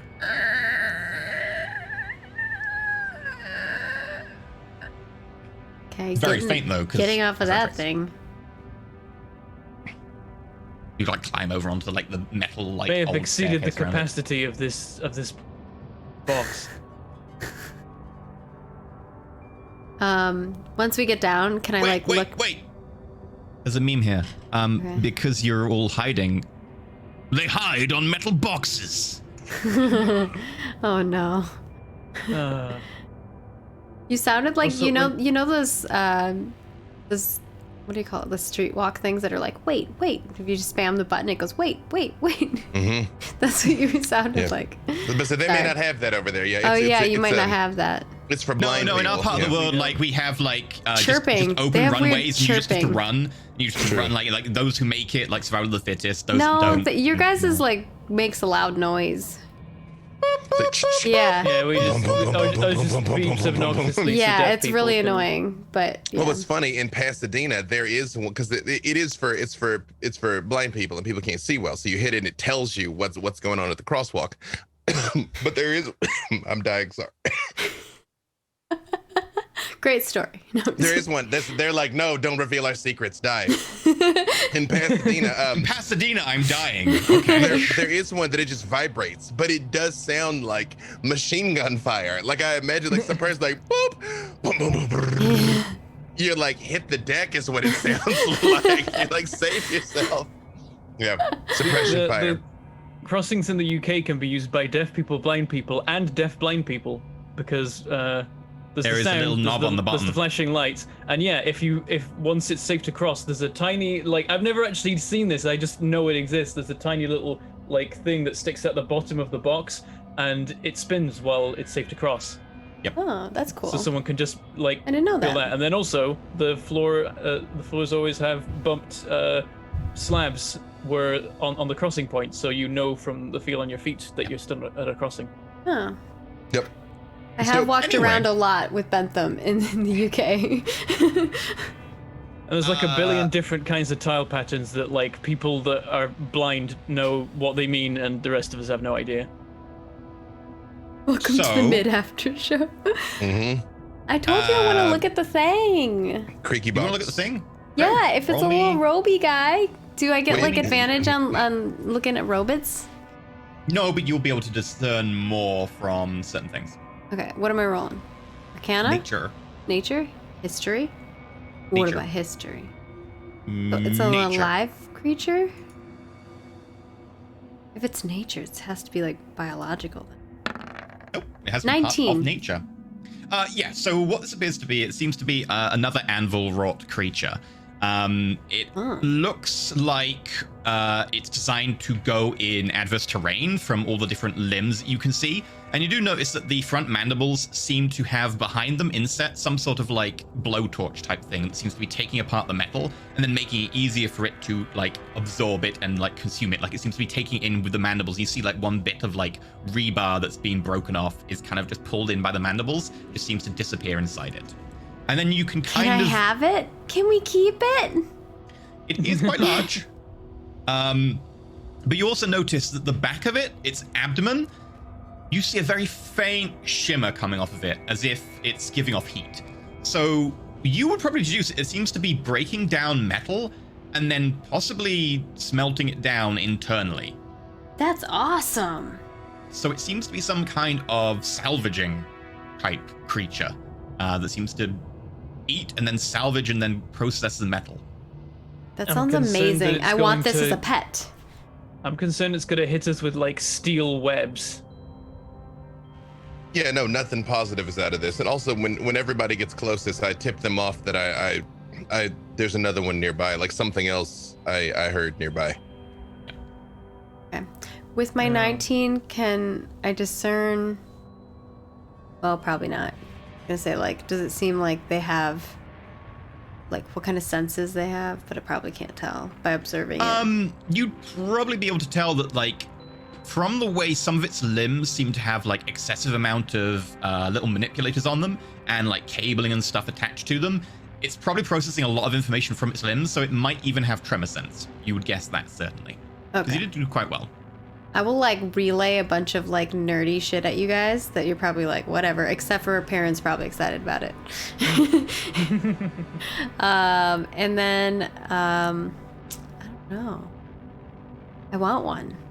You also do see that behind all of its eyes, just behind on the back of its head, there seems to be something spinning.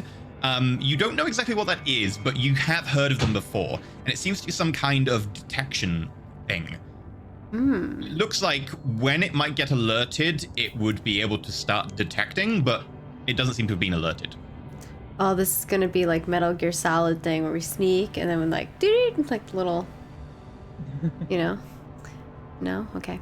Except you can't restart the mission. It's you did it, and then a giant robot spider runs straight at you and impales you. Yeah, we can restart the campaign. All new level 1 characters. Congratulations. I don't know what we can do. I mean, when everybody's close, because I don't know how far Perrin is, I'm going to try and crawl on the ceiling over it and see if I can get past it. Okay. But I just wanted everybody close in case this goes terribly wrong. We're all still on the roof of the elevator, right? Or are we?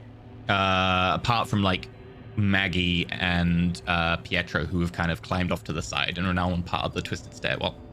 Okay. Yeah, I don't want to be on that thing that's making a bunch of creaking noises. When So there's... can I put Vanya down safely? Okay. Roughly how tall is the ceiling over that thing? Well, it's in the bottom of the stairwell, so there's no real ceiling over it. But if you want to go around the wall next to it and then climb down through the door, you could do. You probably have to go within about 10-15 feet of it, so it'd be risky. I'm going to attempt that. I mean, if it goes down, it goes down, you know? So, and I tell everybody that's the plan. Like, plan A, sneak by. Plan B, we're going to do what we do, you know? I guess, but I would discuss with the committee here, do left, right, you know, heard something that way, didn't hear something that way. I mean, probably the way we didn't hear something, right? Probably, yeah. That's what I would vote for. I am concerned that if we leave this thing here, if we ever have to make a hasty exit, we'll have to deal with it on the way out. That is a very valid point. There's a chance, I realize, There's a chance, slim however it may be, that the creature is not innately aggressive. I would be willing to investigate. I would be I have willing to another. exchange our element of surprise for finding out if this thing is hostile or not. I have another idea. Yes. Go on. I could give you a device that makes a lot of noise, and you could place it somewhere where we are not, and they could all go to it, and then we go the other way. Not a bad idea. Worth a Get shot, them out I of our way. suppose. Or we fight them for XP. We don't. Just kidding. Because it's mechanical, does like if Vanya looks at this, does this look like something like someone like Arena could make? Maybe, but the issue is that, like, she would need to, like, retroactively, like, figure out all the tech, and then be able to try and recreate it. And whether she would have the parts Well, like or the another ability to make certain artificer, I things. mean. Another artificer? Maybe. They do seem to have a bond with able to make, like, a certain creature. It's possible, but... Presumably, to make one of these things would be tech heresy. Oh, yeah. I mean, Just saying, I'm not- we're looking for a cogdeer. I don't know what he's doing down here. Oh, these look like ruins, though. These look like very old, right? Yeah. Smack talk. Although, even if we distract it, to Perrin's point, they still might return by the time we need to leave. then we just distract them again. Can the thing make noise multiple times, or is it destroyed? It is destroyed, but I can make another one. Well, perhaps we could have a bit of both. If I bring the noisemaker down, we will know if they're aggressive, especially if I'm detected. I am prepared to try your plan, Arena. I like it. Let's do it. Okay. I take 10 minutes to craft a Everyone jack in the make box. stealth checks. Sit on the swinging elevator. Well, Can I make plus 10? We got passed without a trace. Can I make the That's jack crazy. in the box be like when it pops open, it's one of them? It's like a little version of them. A little spider? A Sure. little- Yeah. Oof, I got 11. 21. Oh no, sir. It's not a natural one. Yeah, just Wow. just a 1. Wow. Okay. That's because I have -1 in stealth as well as disadvantage. because of my armor. too. I got a 14. I'm making a lot of clanking noises. 21, 22, and Hold on. Pietro. Mecha Pietros, I'm rolling. Plan's not even gonna matter. It's like, I'm it's like prepared. what? I'm prepared to win 24. this thing. Mecha Pietro is just schooling us all. Seriously. Dude, Pietro's rolled so well compared to me. Pietro probably just shuts down in the corner. Like, oh, I'm gonna shut down for 10 minutes. Surprisingly, although, like, there is definitely a point where Perrin just knocks, like, a pebble and it just goes ting, ting, ting, ting, ting, ting, ting, ting, ting, ting, ting. I think we're fine. I'm sorry. And then you hear like oh wait, no, I guess I got a 14. I don't know if that's bad. I mean, you got a 4, but the passive trace added a 10, so you, like, probably knock something over, but you just hear the sound of this thing go. You're like, wait, what? If you weren't in passive trace, it'd probably go bang, bang, bang, bang, bang. Surprisingly, nothing happens. I don't seem to notice. Everyone in chat is like, fool of a took, drums in the deep. I am glad we did pass without a Yeah, trace. you hear down the bottom, like, some drums start up. They've got a They cave have troll. a cave troll. There we go. They've got it. That's what the cave troll. You know? Yeah. Yeah, nothing happens. You've got your little spider in a box. Okay. Oh, right. So my plan is in this case to go towards the one where I do hear 2 of them. Okay. And I'm gonna, even though I'm over it, is to like scritch along the ceiling is my Yeah, hope. like try and like climb over it. Yep. Yeah. And Okay. kind of like find a, pending what I see over there, find a way that I can like distract them at some distance. Sure. Make a You know. stealth roll. You'll go outside the range of passive trace for this, so this won't include the +10. Okay. And if they do an aggressive, we'll know that they're me. Ooh. Hey, 20. Dirty You manage to 20, like dirty go 20. within like 10 feet as you go past the one that seems to be paying attention to the stairway and make your way out into what appears to be the opening. This opening seems to go on to what appears to be like a collapsed load of rubble around it. The entire like tower block seems to have been fallen partially into a cave system that has collapsed around it over time. Earth has begun to fill in, but you do notice that there seems to be like a cave that seems to extend from here and kind of go off around the corner and then further on. You do notice out front, one of them seems to be eating something that's embedded in the side of the building. This big kind of metal blocky unit with what appears to be like parts of like a circular mount that seems to have like 3 fins mounted around it. Circular mount with 3 fins mounted around. Okay. Seems to be like a little cylinder with like 3 fins that twist around the outside. Like a fan? like a turbine. Yeah, it's an air conditioning unit. It's an only fan unit. It's Yeah. an only fan. But it seems to be there's one- there's the taking one. apart and Yeah. slowly eating parts from it. So these things look like spiders, but as far as I can tell, you said it does have like legs for like difficult terrain. When I come down the shaft, I'm coming along the ceiling. In this room, can I go up the wall of that room? Yeah, effectively, like this is kind of like half outside of the building and then cave. Again, not huge, but yeah, you can easily climb up.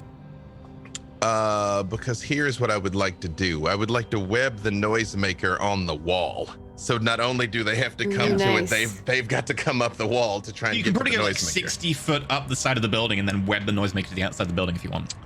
I'm trying to, because I don't want it so far that the one in the shaft doesn't hear it. You know what I mean? So I'm like, go up like 30 foot then. Just yeah. Okay. Surely Arena must have told me how this actually works, so I'm not gonna be like boop and like him. You know, like, how does this work? Is it a timer? Is it a? I think it's. It says whenever tapped by a creature object emits a recorded message that can be heard up to 10 feet away, you utter the message. The object can continuously make an odor. Yeah, or so a it's a nonverbal button. Sound, wind waves, chirping, or the like. And I want it to make like a vibration, right? Like that's the goal.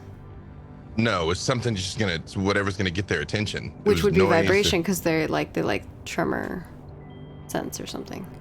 I mean, we don't know that though. She does. Oh, she knows they have a tremor sense? I got like a 19 on my thing. How far does it extend? My blind sense is only like 10 feet, so I don't know what theirs will be. Yeah, probably, if you put it 30 feet away, it'll probably get it. Okay. But I gotta hit the button. Dope. Cool. Seems like it, yeah. Yep. This part of the plan was not disclosed to me. Okay, so here's what I want to do. 30 feet. I didn't realize. Web on the wall. I'm gonna boop the snoot on this thing. Move and take the hide action. Because when the one that is in the hall comes to investigate, I gotta like sneak back into the hall. I gotta get past it and go back. Well, as soon as you press the button, they're gonna start looking in that direction. So it'll be like right before you make the hide action. But you can hide right now, right next to the thing if you want, and that might make it harder for them to see you a little bit. But you can do that. Got long spidey legs. What if can he touch it like with an object, like chuck something at it? Can you just touch it and throw it? Like I thought about your web? I thought about touching it and throwing it, but I'm still afraid it'd be too far from the one in the hallway. Oh yeah, you want it to be able to be close enough. Because I thought about it, like boop, like a noise grenade. Yeah, I'm gonna. Okay, here's what I would like to do. Touch it. Stealth, move away. Okay. Because theoretically they're looking at it. First, give me a stealth roll for like where you are hiding right now, about to push it. Okay.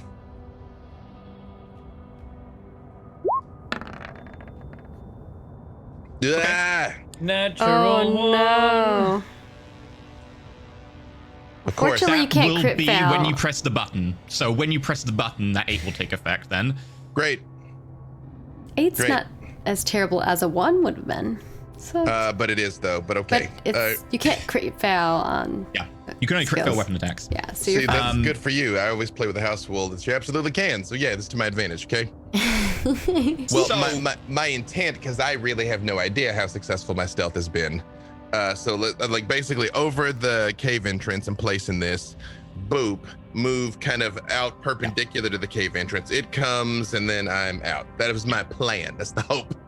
Let us see if that's the reality. The thing that Gatton doesn't doesn't realize is that he's going Spider Gatton, Spider Gatton.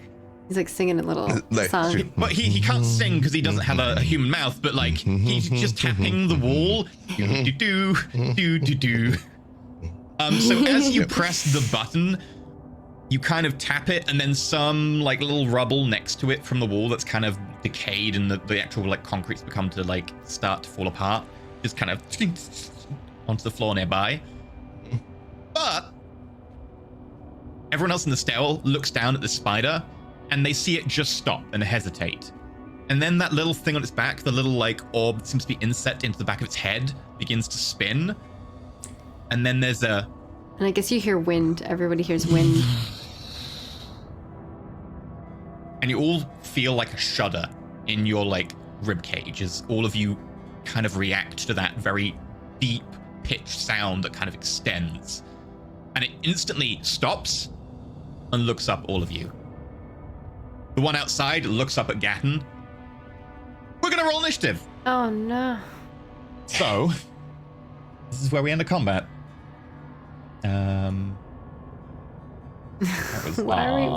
What's going on in chat? I need to get Vanya. Oh no, but I didn't touch my token first. I don't think Mecha Pietro is supposed to be damaged right now. No. Mecha Pietro. What's Miri doing here? Oh, Miri's there she our goes. friend. Hi, Mary. You know, I don't need to be meta. I didn't touch my token, but I got a 7 on initiative because I think I'm hidden. So, yeah, there you go. Alright, I will roll initiative. Ooh, I got a 20. Ooh. A natural 1. Oh no. I still got bad less bodyguard. initiative though. I think I'm You're gonna be still your not bodyguard. slowest in the party, even with a natural That does one. seem to be where we're going right now. You are my bodyguard now. Nope, wrong button.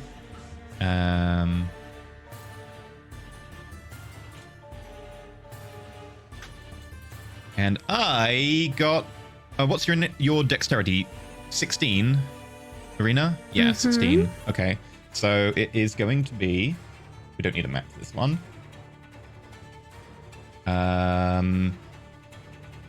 Arena.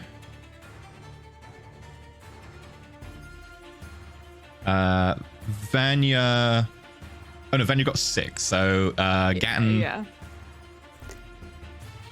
Vanya, and then Perrin with the 2. Very Perrin of you. Okay, Arena, you're up. You do notice it looks up in your direction and seems to realize where you are. Well, I don't think I can communicate with this thing. I mean, I'll try to talk to it. See if it says anything back to me. And then if it doesn't, I plink it. Arena just looks at it and is like, you know, if you leave us alone, we could totally leave you alone too. You're kind of cute. Okay. and if it does anything, I'm gonna attack it with everything. Okay, so your plan is, your held action is you will take a shot if it moves aggressively. I guess. I don't really want to hurt them. They're cute. Okay, you're holding your action. Oh. So, as you kind of like, you hold your crossbow and you're just waiting there, you do notice it suddenly just fixates and like all the eyes seem to swivel and focus on you guys before it starts climbing up the wall incredibly quickly, seeming heading for Perrin. Do you want to take your held shot? Yeah, I'll take my shot now. Okay. Oh, hey, friendo. All right, here we go. I'm probably bristling with the most, well, apart from, I guess, Mecha Pietro, I've got the 23. most metal on me. 5. Okay. Yeah. You only take one attack as a held action. Mecha Pietro doesn't get to attack? Can't hold attacks. Okay. He can only pick attacks. He can only pick actions off of his sheet, which is not hold actions. Also, he'd have to move to engage it. Gotcha. Perrin. This thing starts to scuttle up towards you, but it can't quite get to you without dashing, so it's going to spend the rest of its turn dashing and getting over like bits of the broken stairway to actually get up to you, and suddenly it's in your face. It's just larger than you, all of its metal limbs clamped into the concrete around you, and you see the heat given off by it as this kind of like shimmering haze around it. You can see very slightly as the fungus around seems to kind of like dry out and starts to fall in powder form. That makes it the other spider's turn. The other spider seems to emit a kind of weird low vibration and immediately starts heading towards Gatton. Again, it's going to dash and make its way up to Gatton. But that makes it Gatton's go. And it's clearly coming towards me though. It is. This one outside very much is fixated on you and seems to be consistently giving off a low, like, pitch sound. First, I would like to rage. Spider just gets very angry. I mean, like I too can admit a low vibration. And then I'm going to try and hit it with my web charge.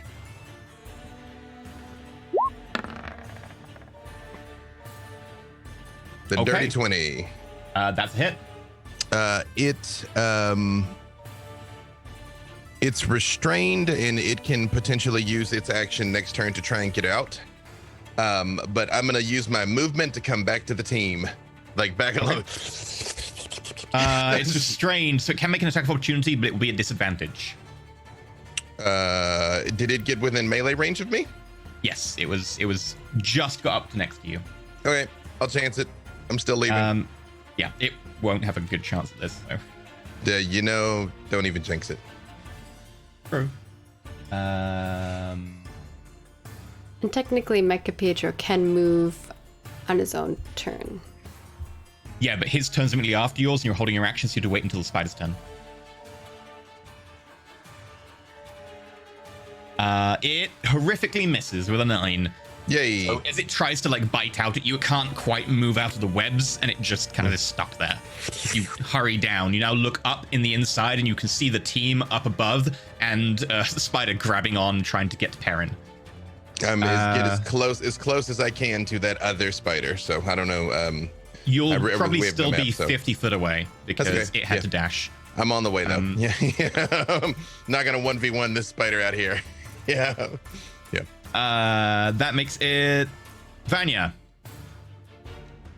I don't know why I assumed it'd be lower because of my terrible roll. So can I see the one that's coming towards Perrin? Yeah. It's Cool, probably then I like will within just- 10 feet of you. It's my classical Gloomstalker round, so I'm just gonna dump everything I can into this first one, I Okay. guess. You've got the your Gloomstalker attack, your normal attack, your bonus attack, and yeah. Too much. Do you want the Dread Ambusher one first, Yeah. right? Okay. That will be gonna miss probably. Unfortunately, pings off the concrete wall. Then I'll just dump 3 more attacks. I won't do my Hunter's Mark because I'm gonna try to attempt to keep up Pass Without Trace in case we kill this thing quickly. We need it still. Makes sense. Second one's a 19, That hits. and that's gonna be 4 damage. Okay. And then third one is a 26, Also hits. 7 damage. Okay. And then bonus action, 1 more, 16 to hit, That does hit. and extra 5, so a total of 16 damage.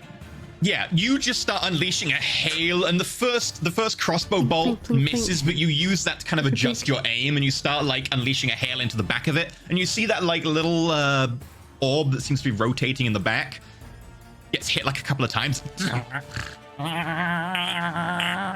Oh, they're so cute. Right, Perrin, How's it looking? That one. looks kind of fine. All right, let's go all out. I'm going to give this a shot. I'm gonna Hunter's Mark. You just made a bunch of noise. Okay. It's hunted Which I mark. realized pressing that button just rolls the damage. I was trying to print it, but there we go. That's what it actually does. Extra d6 on attacks, and then I'm gonna attack it and attack it again because I've got an extra attack now. I'm so Okay. happy. I got one too.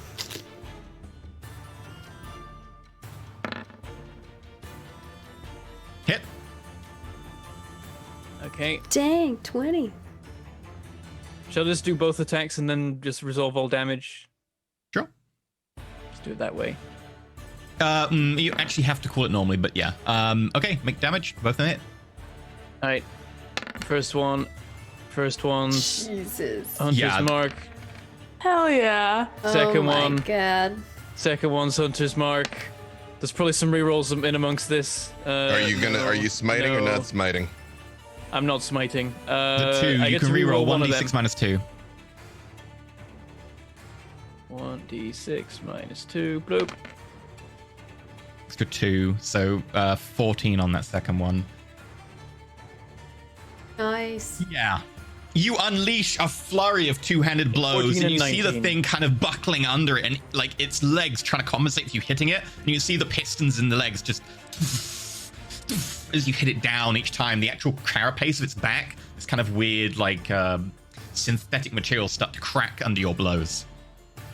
I'm just like, all the attacks. I can do so many attacks now. It does seem to be pretty damaged now. Arena's thinking about how she can repurpose this creature. Well, speaking of, Arena, it's your turn. Can I like use this armor, like to like armor and steel Mecha Pietro? You could potentially take components from it, yeah.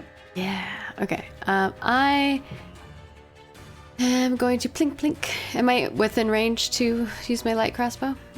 Yep. Okay. Definitely. You're like within 10, 15 feet, so yeah. Oh. Oh no, that would require me to touch it. I don't want to touch it. Okay. I'm just gonna shoot at it. 15. That is a hit. And my next hit. 9. Not hitting. That is unfortunately a horrific miss. Oof. Uh-oh. So 6. We've got to get you some combat cantrips. Like every single one of them is like 3d8 now. I have a combat cantrip. I gotta touch it. Yeah, so the first like crossbow it's bolt 2d8. slams into it and kind of goes through that weakness in the arm that's been opened up by Perrin's blows, and you can see the bolt stick deep in before it seems to back into your crossbow, and you initially fire it off again, but this time unfortunately you aim a little bit too quick and it skims past Perrin's face. Yeah. Sorry. And then Mecha Pietro's gonna clunk, clunk, clunk, clunk, go over to the creature, if he can. Yeah. Okay, and then he's going to claw shoe. He will have to make an athletics check because he's actually trying to climb around the outside. I don't think he that hits would be a anyway. miss. No, but you'll have to make an athletics check not to fall the last like 50 foot of the shaft. He easily 23. does. Okay. Spider time. Spooters. The spider now senses a very large source of metal. Quite nice refined metal. Uh-oh. Sorry, Mecha Pietro. Mecha Pietro. Can a spider eat Mecha Pietro? I feel like that's like when a snake tries to eat like a pig, and it just doesn't work. It has a blowtorch in its mouth for chopping things up. Oh, I mean, still, it would take so long. He's gonna lick Pietro. That's a horrific miss. The spider you actually can is watch like more of still like a that little on- bit of rebar stuck in its mouth, and it kind of Okay. just until the rebar falls apart in its mouth. Can't actually dig into Pietro because it's very busy blowtorching other metal. That brings us to the one outside who is going to sprint to catch up with. Oh, can't sprint, is restrained. It can take an action to break it. It's a DC 12 strength check. Okay, it's going to make a strength check.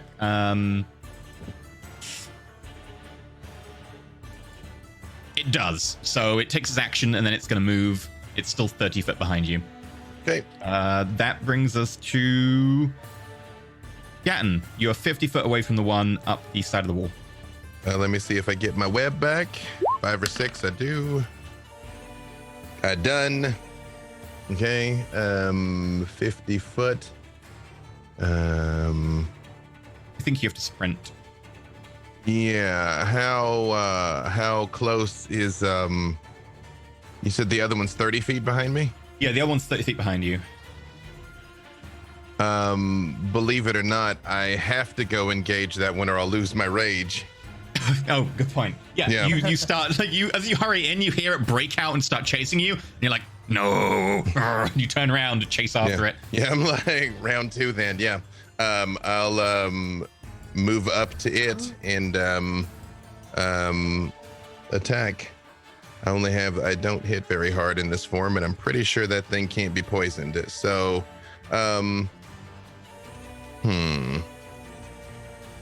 Yep. Well, that's all I can do really. So yep. Okay. Gonna attack. It is the day of the natural ones. Unfortunately, as you try and catch up, turn around and chase it, you kind of lose your footing for a little minute and end up swinging off the bottom of the doorway before catching yourself. And unfortunately gives you the space to miss it. That brings us to Vanya. Yeah, I'm gonna go after the one that's going after Mecha Pietro, because that's the baby. Yeah, just gonna dump my attacks into it. I'm gonna keep my. How close am I? Probably like 10, 15 feet. I'll back up a little bit. I don't want to be close to it. If you start but- moving, you will have to start making more climb checks because you're currently still like suspended on this elevator in the middle of I thought I was. shaft. I thought I was on the ground for some reason. I thought that Gatton. No, the ground's 50 foot down, I think. Yeah. Oh, never mind. I'll stay on this creepy, awful thing, and I'll just shoot at the. Gotta protect the baby. Sure. 26 to hit. 22. And a 11. Miss. I assumed. So that's 6 and 7. So 13 damage.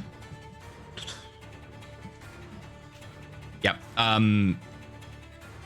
It seems to like coil up on its front legs as it tries to kind of just spit the rebar out, and this kind of melted, glowing red end of the rebar falls out of its mouth. And you can see it seem to just take a second to reorient itself. And as it opens up its mandibles to look down at Pietro, you see this raging hot fire inside its mouth. You kind of just go, ting, ting, ting.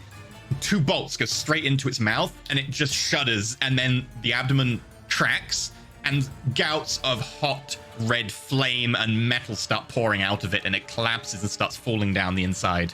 I need Karen and Mecha Pietro to both make Constitution saving throws from the intense heat. I retract my hell yeah. I retract it. Constitution saving throws. 19. 7. Perrin fails, so Perrin, you take. It's fine. I've got bonus hit points to hand from the. It's like a baneling. It's exploding. Oh, what? Also, are we in darkness? Like, does this thing rely on dark vision to see me? No, right now it has Tremor Sense. Oh, okay. Because I was like, I might be invisible to it. No, you're fine. Bentham, you take 14 points of fire damage. Okay. That's all my temporary hit points and then another 5. Okay. Temporary? Yeah, we got 10 It's extra pseudo-temporary. Pseudo-temporary is not the same as temporary. You we can got regain 10 those. max They're extra not really health. temporary. Yeah, it's Yeah, it's We from the got our hero's max feast and all health. It that. got like 10. Oh, so my max 5 can increase. go back up to higher. It was a 5 max health bonus, and then That's why I mentioned last time to make a note, because it's very good as opposed to temporary, which is like one and done. It's better than temporary because we can heal it yeah. up. When you see this like shimmer of flame and heat going, and also the metal start to break open and then pull into the bottom of the stairwell and start to cool. The bottom of the stairwell is now very hot. Right, that makes it Perrin's turn. How far away is the other one? And can I get Outside. to it? It is outside. You do not know how far away because it is outside, sorry. Can I start heading towards it then? You can try climbing. If you fall, you might fall into molten metal, FYI. Oh no. Don't fall into molten metal. So, where's it ended up? It has, because it was climbing up towards you, when it got killed, it broke the abdomen open and it fell down the lift shaft. So 50 foot below Yeah, you. no, it's the living corpses. Living one, it's outside somewhere. But what does outside mean? We're underground. I You were in a went building, down and the then tunnel outside into there was the like a next room, cave yeah. on the front of the building, and it is somewhere on the outside of the building. Okay. I'll try and head in that direction. I think I'll do so fairly safely so I don't Okay, fall in you'll be lava. moving at half speed because you're climbing, and if you can make me an athletics check. Okay.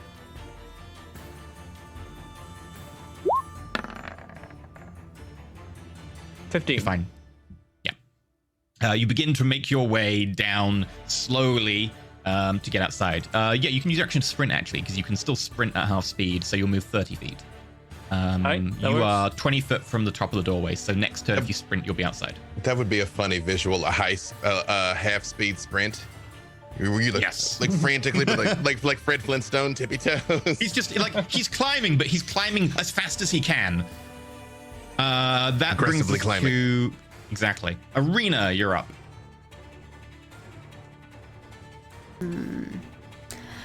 I'm not sure exactly what I can do. So we can hear something else going on Yeah, where you can Gatton hear. is. mecha versus biological spider fight going on outside. Okay, I will try to make my way that direction. What would I need to roll? Athletics check. I got If you my- put away the crossbow, etc., you can have advantage because you can use the rope again if you want. Okay. All right. So it's athletics. Athletics with advantage. See how this goes. 9. Ooh.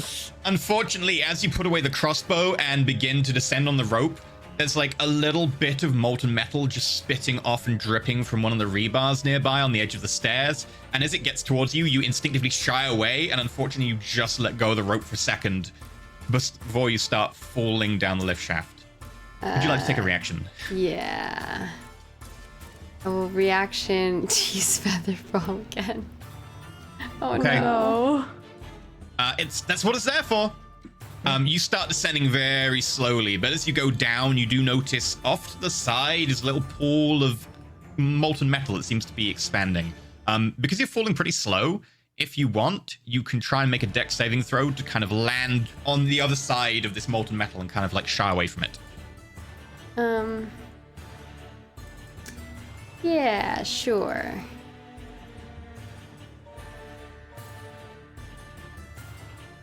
Oh, actually, it can be an athletics roll. This would be an athletics roll to know how to fall well. Yeah, make an athletics. Because I'm good at that. No, sorry, not athletics. I mean acrobatics. Sorry. Okay. All right. Acrobatics. This is the quality of your fall. 20. I As gracefully you are fall. about to land like on this pool Pirouette. of molten metal around like a broken open spider, you grab hold of one of these like metal beams and use it to spin your weight, and with it you kind of flip in slow motion as you're falling slowly before landing on your feet, 3-point landing on the other side of the molten metal, just in front of the doorway. Mecha Pietro holds up a card with a 10 on it. Oh my gosh, that's so cute. That is not your action, that's your movement and your reaction, but you still have an action, It's true. which you can use to move outside if you want. I think I want to stay there in case somebody else needs help. Can Mecha Pietro... Do I still have my bonus action? Yeah. Yeah, so Mecha Pietro will try to move. Okay, again, athletics, advantage. Okay. 16. Yep, makes their way with a sprint 30 feet down towards you. So them and Perrin are about level, about 20 foot above you. Okay. Okay, that makes it the spider fighting Gatting.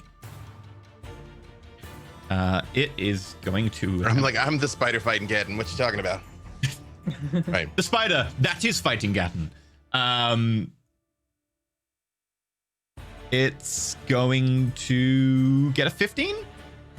15 is enough right now, unfortunately.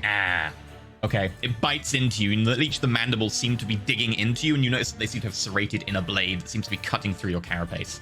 Uh-oh. That's not good. You take... No, it's also good at dismantling people. Well, 16 points of piercing damage. Is that halved or not halved already? It would be 8 then. Hey, very nice. You're like, that is halved. I'm like, we're leaving. Okay. Okay. Bye. Yep. Alrighty. Where is Spider Geddon on the board currently? Just Geddon's on the board currently. Let me Geddon. move Yep. Spider-Geddon over for you. Just for the sake Spider-Geddon, of tracking my hit points. Spider-Geddon does The whatever spider versus spider Spider-Geddon fight has way too many legs involved.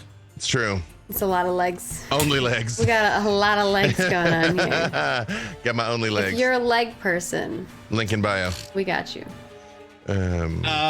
This joke's got legs, let's put it that way. Anyway, that makes it Gatton's What turn. is this? Why? Why? Why do you put Where's them the- on top well, of each other? I mean, first of because all, I'm stacking them. That's how characters work. You've got Don't- all of Perrin's, all of Gatton's, all of yours, all of Vanya's. Okay, well Don't- then, like don't kink shame they're me. like on. Um, It's too like close. Oh. let's see awkward. if my It's all right. I consent. Let's see if my web comes back. It does. It does. So have I seen that the other spider is destroyed? You'd have heard it. Okay.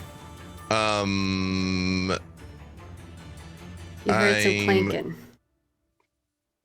And Not fire. going to web him up just yet. I'm gonna keep that one in the queue. And I guess I'll try and bite again. Nah. Not a hit, I'm afraid. As you try and like bite down the metal components, it's just incredibly tough. You don't really make any headway. Imagining like little spider teeth. I far prefer the wolf for the nomming, but the spider for the climbing. Yep. Then that's it then. Okay. That makes it Vanya. I am going to try to follow Okay. Athletics Arena, with put my advantage. crossbows away, and hopefully not fall in lava. I'm like scared to look. Whew, great. I know, I've had this feeling. Just let me go. I don't. You can't cast Featherfall again. Seven. I just- can't. You're so I pleased with technically yourself. can. I don't want you to waste all your spell slots. It's okay. We could rest. As you are so pleased We with cannot yourself. long rest. No, we can't. That's all our Put buff. away the crossbows, take hold of the rope, and let go. I've got you, of- Arena. And then you realize that what you've got hold of is like apparently just like a bit of like this like mossy vine and not the rope, and it just gives way under you and you just plummet. How far How up far? is she? How far Yeah. am I going? You are 50 foot away from Yeah, Arena directly I up. gotta use it on you. Oh You no. can't fall 50 What? feet. 5d6? Plus the metal if you hit the metal. I just get And skewered lava, on a and the rebar. bottom is God, lava. Oh, it's like It's like 5d6 plus lava plus potentially It's not other. lava. Admittedly, it's a very thin pool of molten metal that's come out, so it's thin. It's Okay, not like I wish dunking there was lava. any- it's any like blowing spell up I could Saruman. do. You Yeah, but just, you go like, splat fall and into just- molten metal does not sound very pleasant. The floor is literally could I hot lava. take a action as I'm falling, or is that stretching it too far? You wouldn't have time because falling happens instantly. Well, to an extent. Oh, I didn't mean to put that in there. I was like, what if I just do a rope trick and I just like... It unfortunately takes an action, so you would finish it by the time you have hit the ground and I now did not covered in mean lava. to click that. I'm so sorry. She was joking. If the lava's hot enough, like you're landing in a liquid. It cauterizes my Yeah. wounds. Cauterizes your wounds. I'm like truly, I've never been a ranger before, and I'm like, all I can do is shoot a lot. I can't do anything to get out of that. What's the character concept? You just gotta like. incredible. I am the splay support. out, and then We're you get really the- in it now. I You're am the incredible support. in the first round, and then after that, And after that, I'm there's just not a lot nope. else. Yeah, that's a gloomstalker. Should've been a I just cleric. did this. That's gloomstalking Should for you. have been a You gotta cleric. splay out so you land flat on the lava so you don't sink in, and then I don't know, leading frost effect will protect you or something. Then you It's get up and only run that away. deep. You don't sink in. You're better off just landing with just your feet, because that way you'll probably splash it away and you'll take minimal damage. I'm going to reaction Featherfall you. No. Okay. How many What is the spell range of slots do you Featherfall? have? I have one more level 1 and I have 2 level 2 spells. We Slots haven't left. even gotten to the tree yet. No. Yep, within the jeez. 60 feet. Okay. Vanya, you begin descending slowly as you initially are like, oh crap, make a con saving throw to not lose track of Featherfall. Mother Not Featherfall, Pass Without Trace. Pearl. 4. It's Unfortunately, gone. as you Oh, start no. falling, you instantly feel your heart go up into your mouth, and you lose track of the spell, and you feel the very last embers of the spell disappear from your mind. Well, I guess I'll do punish mark now. Make a acrobatics check not to like fall into the lava, because you're Oh falling my slowly. You can like transfer yourself out of the jinkies. way. Holy jinkies! Did she get- Natural does- one. Wait, does she get like Oh, advantage because I'm no. levit? Like No, she's she gets to feather- make it. She gets to make it. So unfortunately, as you start to descend I'm slowly, rolling you so bad today. you catch your breath and you finally are like, oh, thank God, and then you realize that the lava is right below you. This sheet of like a molten metal you can see kind of giving off this kind of reddish glow as it extends over the like stairwell. You go poof, The most into it. unimpressive bodyguard of all time. very lightly.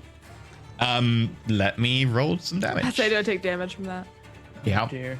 Cheapers. This is what happens. You give us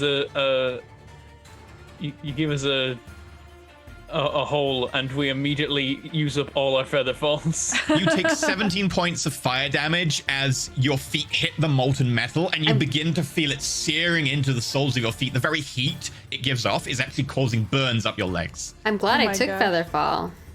Because imagine if I didn't have it. We'd be That splat. Really is, yeah. I mean, pretty like I would die. the first fall would have alerted the spiders and taken tons of damage, and then We would just all be dead. Can From a I hole. move out of this? Can I be like reacting to the You pain have and your action. getting? You may now sprint. If you want to get out of it, you can sprint out of it. Yeah, I want to get out of Disengage the, the lava. I want to get out of this. You like hit it, and that Freaking moment lava. of like not realizing what it is before you're like, oh, that's so hot. I don't feel the extent of how that is burning me. And you jump and just exit out the building into like kind of a roll and putting out your feet where the flames started to lick up the side of your legs. And you look up Yeah, and you it's notice like there the- are two spiders turned into a ball biting each other above you. Yeah, I like the bottom of my feet are almost like it's almost like ripping away at my visage. I feel like my true form Yeah, peeking yeah. out, and I'm like, oh god, that hurts. And so there's just a ball of spiders above my head. Yeah, there's a Gatton and a metal spider, both of who are clamped into each other trying to bite. Horrifying. And I don't have an action, right? Because my action was run away. Your from the action would be lava. to sprint out of the yeah. Okay. Then I'm gonna stay here, I guess, and prepare to attack next time. I can tell Okay. who's gotten right between the two. Yes. Okay, it's not Gatton going to is be like the a normal shoot the spider. imposter I'm scenario. the where- one with the evil mustache. Yeah, there It's you go. also larger than the other spider. The other spider's not as large as Gatton. But we're like down Oh. now. We're not like. We're on the Perrin isn't. ground.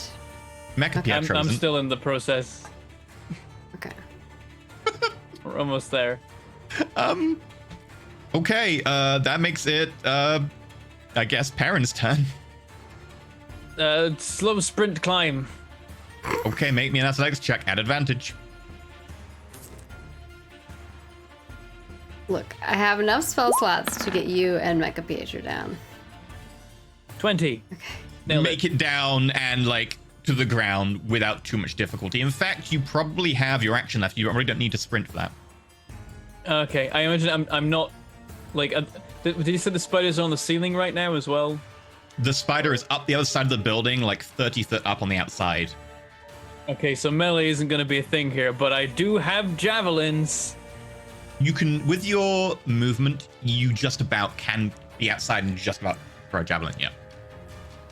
Oh no. Yeah, let's give that a go. Oh yeah, I use my bonus action to pass my hunter's mark to this one. Okay, what's the range on the javelin? Is it 30 or 20? 30. Okay, you're just in range, so you have a normal attack. Nice.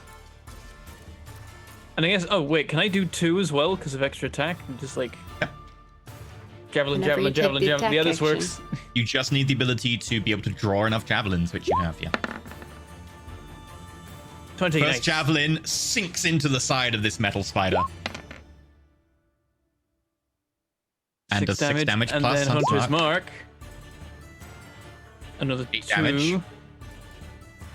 And then another javelin.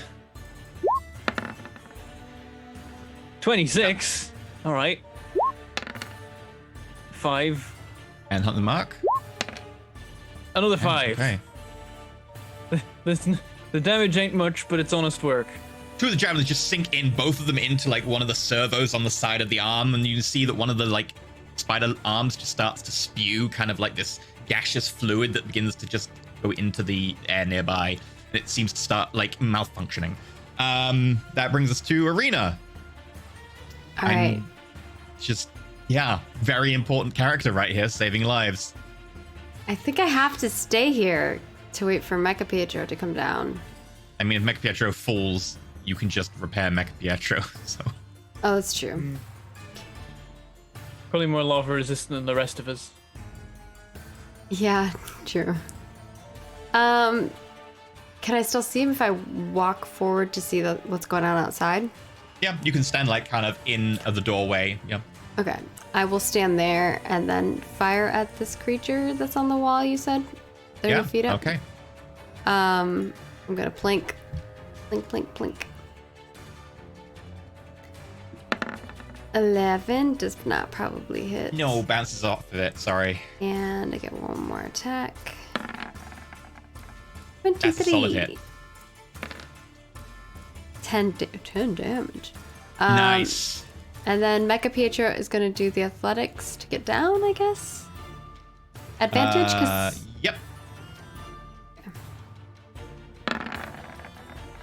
24. Yep, and that's just movement. So Mecha Pietro easily just climbs down the side and then lands next to you. Yeah, he can't do anything else, though, so he just stands there and looks pretty. Okay, that makes it For his Spanier. only pangs.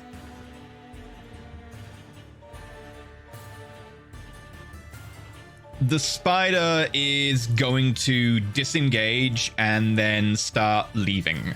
So it's going to start moving around past Gatton, further up, looking like it's just legging it for high heaven. At this point, I need to ask, does anyone intend to keep trying to pursue this thing and murder it? Yes. No. Tempted? Probably leave it. I do have Hunter's Mark, so I'll be able to know where it is for a bit. Yeah, we haven't had the fight that we actually came down here to fight, so there's no point in blowing all our stuff on this thing. No. We can just plink at it. Yeah, Maggie, you can make one, multi-attack, so 2 disadvantage shots because it'll be outside of your normal range. Okay. Plink. I mean, if you want it, I can try and web it again, so it's not going anywhere. See? I'll take a shot with my web then. 23. I rolled a 23 and a 24 in that roll. Is a hit? And I get one more, you said? Yeah, because you've got multi-attack. So in your next turn, like, this is kind of like, can you get it before it gets away? 11. That does miss. Is 16 enough to pin it down? 10. Okay, it is pinned down, now 60 foot above the ground. 10 damage, okay. Okay, in which case, it's outside the crossbow range for Vanya. Karen, do you have any more javelins you could throw at disadvantage if you wanted? I could throw more javelins. Oh, but are the 2 javelins that I've thrown so far stuck in it? Yes. We need it to come down. Okay, You I'm going need to your throw my javelins. remaining javelins. I'm going to go all in because I want my javelins back. Disadvantage. It's got your javelins. Yeah, sure, it'll be fine. 11. Bounces off of it, ricochets, and starts to fall to earth. Alright. I feel that you use the same, like, javelins. You catch it as falling and just yeet it back up. That is a hit. 24. Ooh. 6, and then Hunter's Mark. Another 1. Wait, you get to reroll ones, don't you? Nope. Only No, on only great on One on great Hunter's weapon Mark. attacks. Yep. Yeah, this one lodges into the side of it. Gatton, you can try and fight it if you want. It's going to try and break 3. Let's see if it does. Yeah, I guess we're fighting it. I mean, after I web it, I'm coming after it. Can't break so- 3, so you chase after it. You can make your attack again. Actually, but yeah, I have to, or I'll lose my rage. So Yeah. it's, all right. It's 60 foot up the side of the building now. Nice. It's a hit. 30, 20. But I have my rage damage. Yay. We want the It's- XP. You can't let XP it's- run away. You Especially if it know- already took so much spell slots out of me. But when we're exhausted, when we have the fight that matters, I'm going to remind you that you said this. I'm not I'm gonna sure let it's you the know I'm not planning spider to use that any took the spell spells. slots. Yeah. This is just my range attack. All right, hang on. I Spell have slots to- are already taken. They're already gone. Click the attack in the dice log. Well, it's the You just yes, hit there bite. it is. You just hit There bite, it is. yeah. All right. I don't know if it's into rage. I don't. It's probably immune So to poison. 6. It is immune Yeah. to poison. I would have done 11 poison. Oh my god. Well, theoretically. So I mean, would have had to save. You bite into it, and this time you actually manage to break through, and you can kind of feel your fangs sink in below the carapace into something inside that seems to be kind of almost Warm. flexible and synthetic. Arena, you're in long range. Vanya, you're not in range with the hand crossbows. I believe they're not long enough for that. Perrin, you've got a javelin left? If I pick up the one that fell back, then yeah. Okay, you may make a disadvantage attack with that javelin. Arena, you can make disadvantage attacks with your multi-attack. No. Alright. That XP. Oh, I miss. Oh. Both missed. Perrin, you can pick up the javelin as it falls to the ground and throw it again with your multi-attack. Just like, and again. 19. That is a hit. 11. 11. Unfortunately, falls to ground. You still have a javelin, though. I'm just gonna keep throwing this It's gonna javelin. attempt to get away.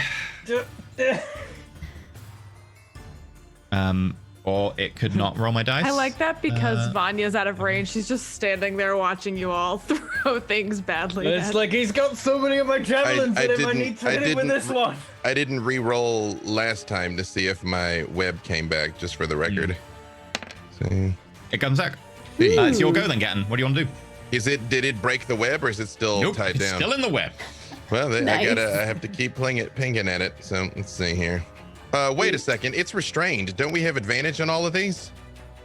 So we you attack do. normally now. Yeah, Yep. we all do. Yeah. So Okay. that. Okay, make your advantage attack, Gatton, because you're next to it. Does Perrin get a reroll? Because he should have We'll do it from now on. Oh, okay, cool. All right. Blah blah blah blah blah. Sorry. Yeah, because I would have had a 25 and a 19. Or, Like, yeah. wait, that's not that. Ultimately, it doesn't matter too much. Like, this thing's gonna end up with 4 javelins in it, and then I'm gonna be out of javelins. If I miss, I get the javelin back, and I get another go anyway. I apologize. I can't find my spider sheet. Where am I? That's my. What the? Hang on. I think roll 20 swallowed something. I apologize. Oh, if We're you- waiting if for that, you might- if you've double clicked it, it becomes Here. a tiny semi-transparent box. Here, I got it. Yeah, Okay. I Oh, just yeah. couldn't find it, but there it is. Yeah, it's a hit. All right. And then Oh. with rage. 8. Dang, that's sad that you don't get the poison. As you bite into it, That's a lot. you can feel something rupture, and then it begins to break, and suddenly there's a spew of hot molten metal. I need you to make me a Constitution saving throw. And because Perrin and Arena are directly below it to be in range, Oh no! Is it con or is it Side dex? 'Cause I step? do have my danger sense. for you it's con because it's the heat of being next to it. For the other Okay. two, I'm going to change this to dex because it's Oh, getting I'm out of bad the at way dex. of the falling. Yep, you're fine. Hey. 12. Does its body dislodge? 10. Oh no. It ruptures. So Arena gets hit and Perrin passes just. I'm guessing Oh, Pietro has to do it too because he's standing right next to me.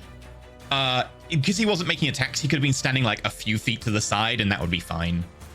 Ian Pietro are just watching you two attack. Can he reaction deflect oh. attack Just and watching take the them, like, attack from me? Deflect attack is against an attack roll, not against a. okay. Again, you take 17 points of fire damage as molten metal streams down in a spray of droplets over you and Perrin. Perrin manages to dodge to the side, and his armor deflects some of it. Oh my but in your gosh. lighter armor, burns into you. Y'all missed ew. my facial reaction if you're watching if you're listening to this on the MP3. Hey, this is the fight you wanted, man. Yeah, I just want the XP.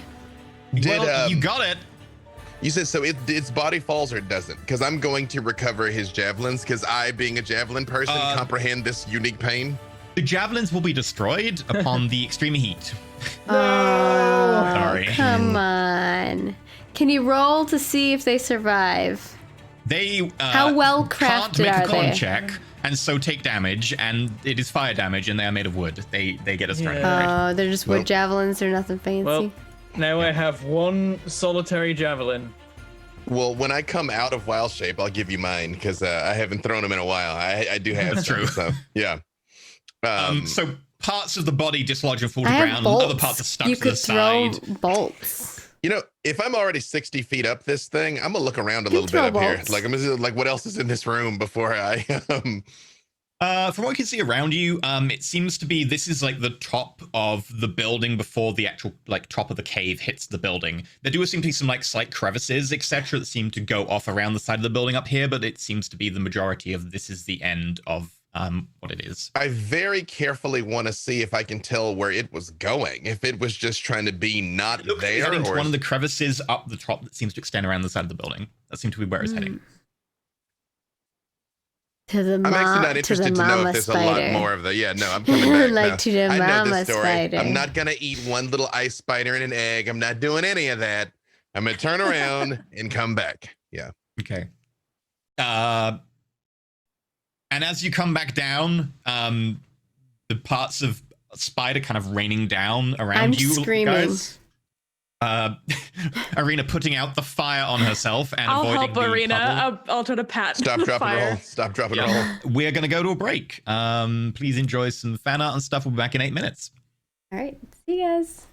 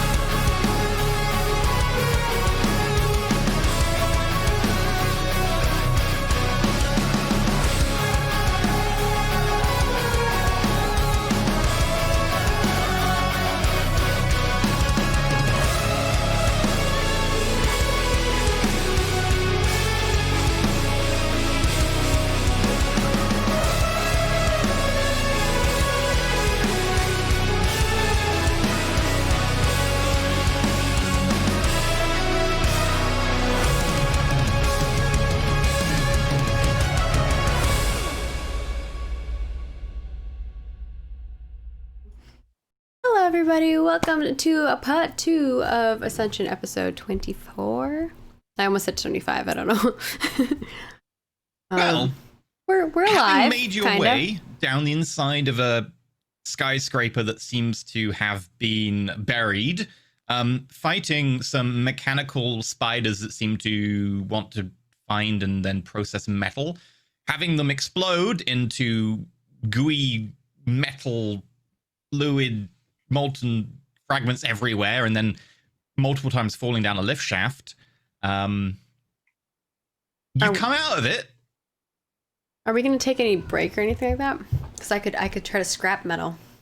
These, If you want, you can take a short rest. Whether you will be interrupted and whether it will take good time is up to you. That's true. You probably spent about like an hour and a half maybe so far, so it's not a long way through the day. No, we can go ahead and go. I wouldn't mind rolling a hit die, but Okay, if you want to, I I'm will definitely relatively- scrap metal it up and take some of this with us so we can get more monies for it. Or I can build things. Yeah, we can Meaning? rest. I mean, if your grandfather's lived till now, he's not going to die in the next 8 minutes. Also, I could use a hit die too because I took like 17 blastoid to the face. Yeah, same. hey, let's rest. Okay, I'm going to eat me a good berry. I'm gonna use one of We my can all have hit a good berry. point. It's funny, I had good berry after a hero's feast. It's like I could not eat another bite. I got an 8. Nice. I rolled a 1, so that's Wow. 3. So did Vanya. For We're doing the well. record, people on the MP3, Arena gets max on a hit die, and then Perrin and Vanya both get minimum. Oh, I Okay, can't I eat got- a good I got berry. It's loads of well them. shaped. I can roll a couple, Your well right? shape will end, right, because it's only an hour long. I rolled You minimum all again. rolled- I'm sorry. Has it it's been an really- hour? What is this? A 3, a the 2, a rest 3. the short rest will be take it up to the hour limit. So. And then I would Oh. like to use my time doubly to against this now. scavenge. What do I need to roll for that? You will need to make me a Tinker's Tinker's tool. tool? What? I went ahead and got myself back to full, and I still Oh have my a god, I couple. rolled minimum. Oh my Over. god! Oh, A 3, and a 3. He rolled all ones. I'm slowly getting there. Eventually, I'll be fully healed. Great. I still have a couple left over. Do you want me to use Dex for this or Int? Int. Now I get 9 when I only needed to heal another 5. 22. 22. Okay. You salvage a good chunk. You start going through them and trying to cherry pick what you can get easily. And while taking apart the actual chassis themselves would be decent salvage metal, it's not as worthwhile as going for the juicy components. And so you carefully pick out several points here and there.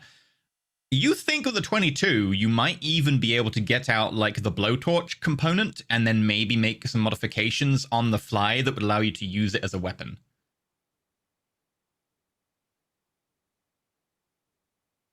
If you want to risk it. Arena with a flamethrower. That's Yes, very you would be able to cool. make a flamethrower. Do I want to risk it for the biscuit? Of course. Okay. Also, I'm totally drinking.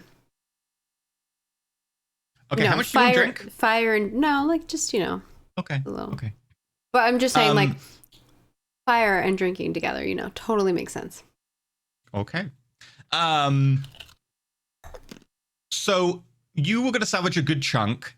If you want to try and turn one of these things into a little flamethrower, you can make another roll if you want. It will just take you 1 more hour if you want to spend 1 more hour doing that. Oh, probably not. I'll just take the stuff. If it's gonna be another hour, probably not. Yeah. Put down that you've got 2 scavenger spider blowtorches, and also put down, what else would you get from them? Put down 2 scavenger spider carcasses. Just put the carcass down because you've got everything except for the chassis. Cool. Get us some money for all those. Yeah.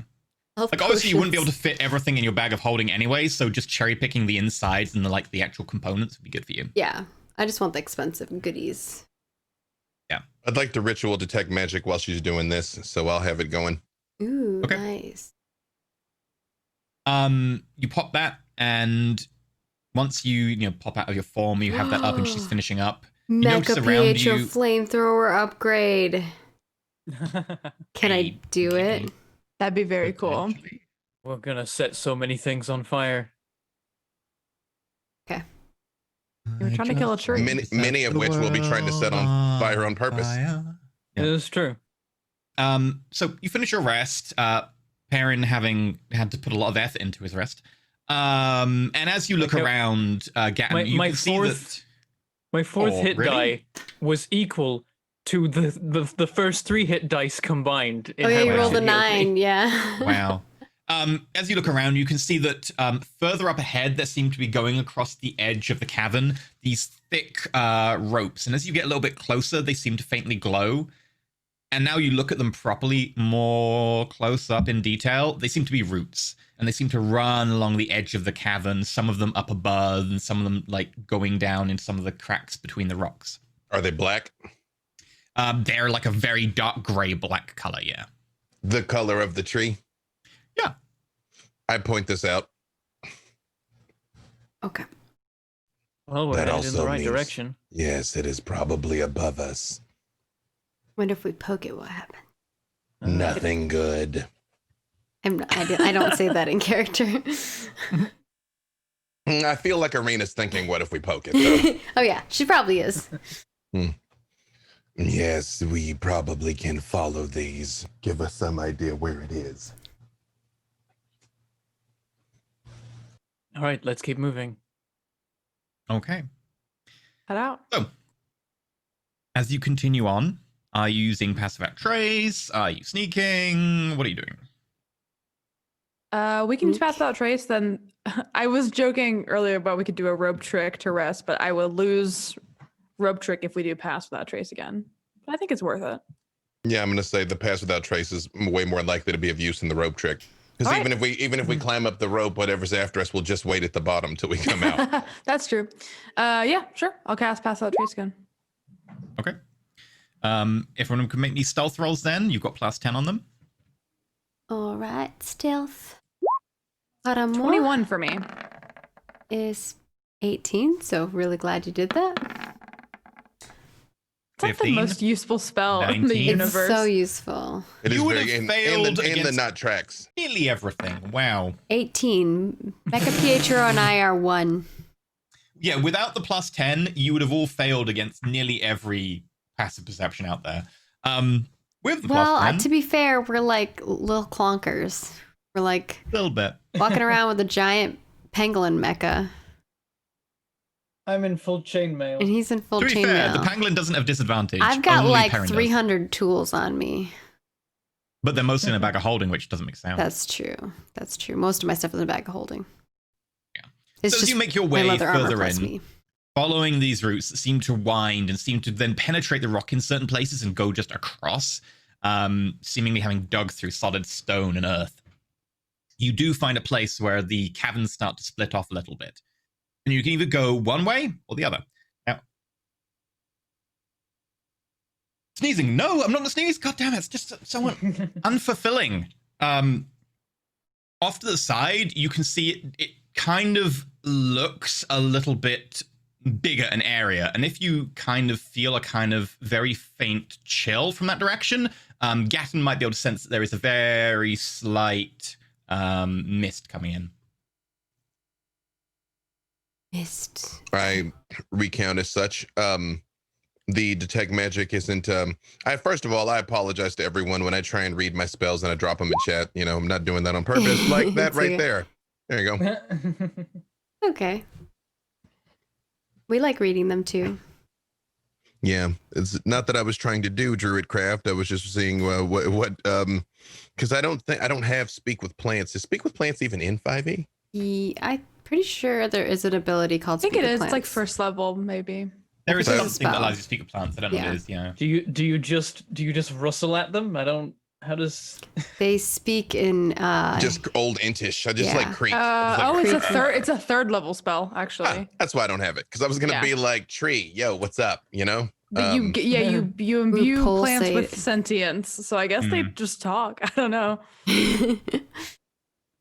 It's basically speak with animals, but with plants. Yeah. So mist is coming from one direction, but not the other, but nothing particularly magical either way. And we lost the roots. So the roots are still everywhere, but you can't really tell if they're going in one direction or the other because both of them seem to be filling with roots. Roots do seem to also not just follow the passage, but also go through solid stone into the passage and go out through parts of the stone. The one direction seems to be a slightly more open area. You can kind of feel the air movement inside there as if it's less stifled. The other way, there is a very faint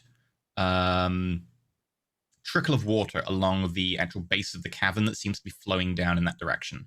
I think if someone were going to try and make camp, a less poisonous area might be ideal. I think we should check that way first. AKA the mist chamber. Yep. Oh, okay. Yes, which is the more open the larger space. one. Yeah. Yeah. Carefully, of course, but yeah. Let's do So it. making your way towards there, I and will you find follow yourself our druidic friend.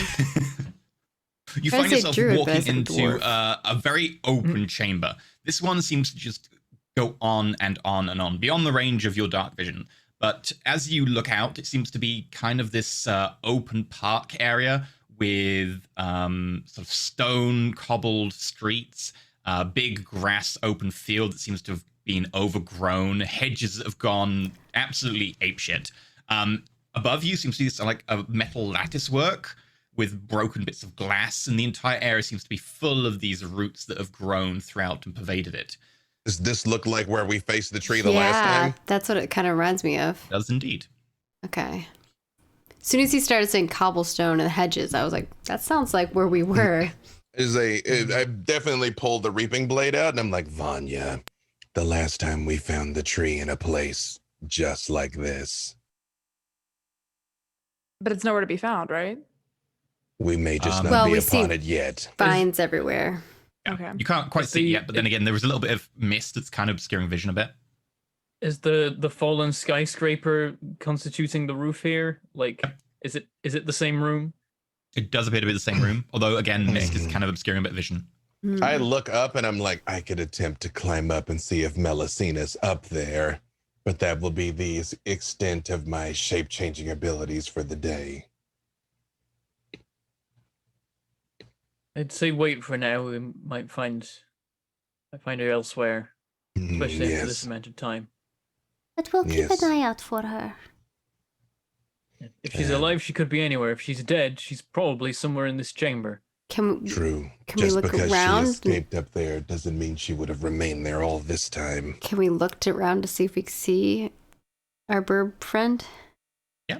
So as you start entering the chamber proper, having a look around and trying to investigate to find if Melusina is there, Or my there is a grandfather? shudder that goes through the entire chamber, and you feel the ground shiver under you as the roots seem to start pulsing.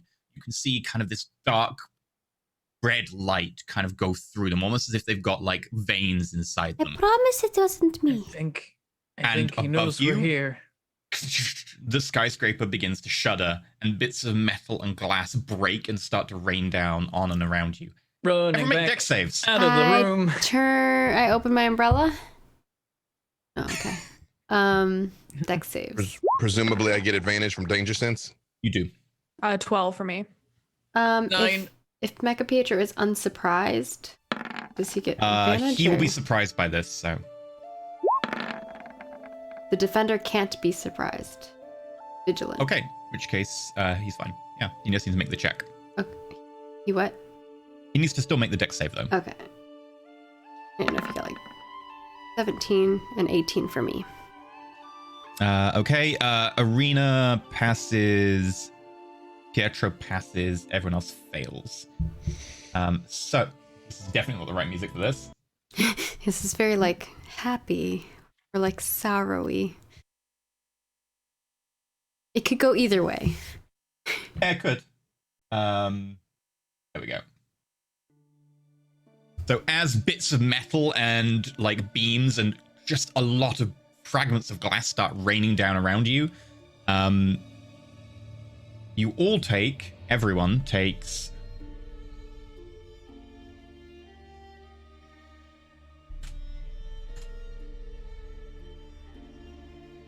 3 points of slashing damage. That's everyone.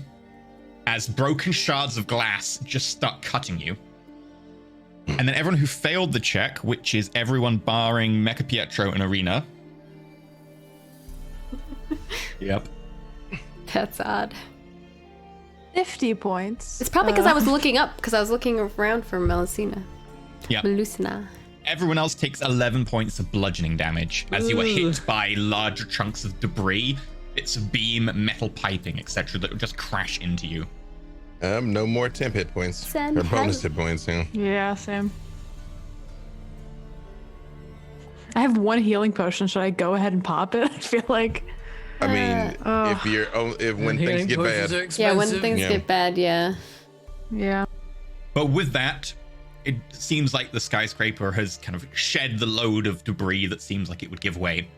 And the roots stop moving. And you can see them starting to settle down again. No longer something gorging around those lights that are moving in them. The lights seem to flicker and settle down as well. Keep moving forward. Just keep swimming, just keep swimming. I think I'm going to do a smort. I think I'm going to use Cure Wounds on myself, which will also activate the Ring of Healer's Heroism to give me more hit points. True. Let's try that. Still Check trying the to Ring of Healer's Heroism. Does it count for you?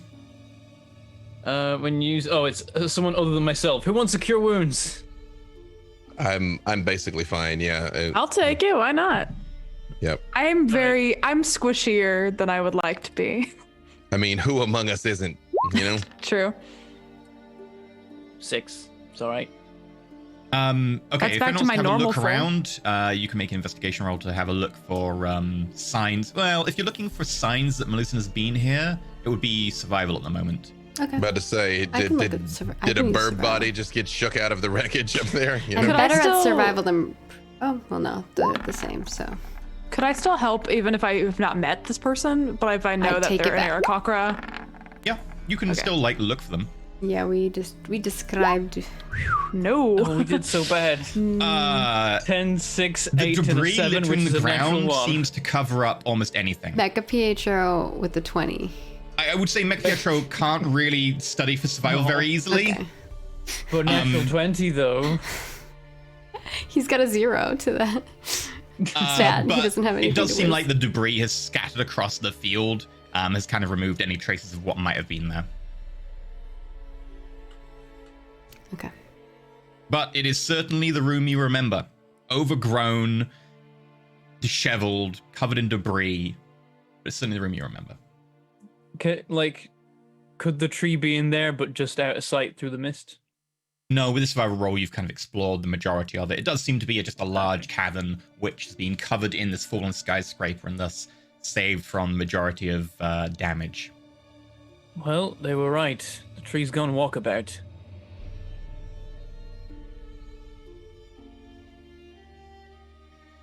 Interesting.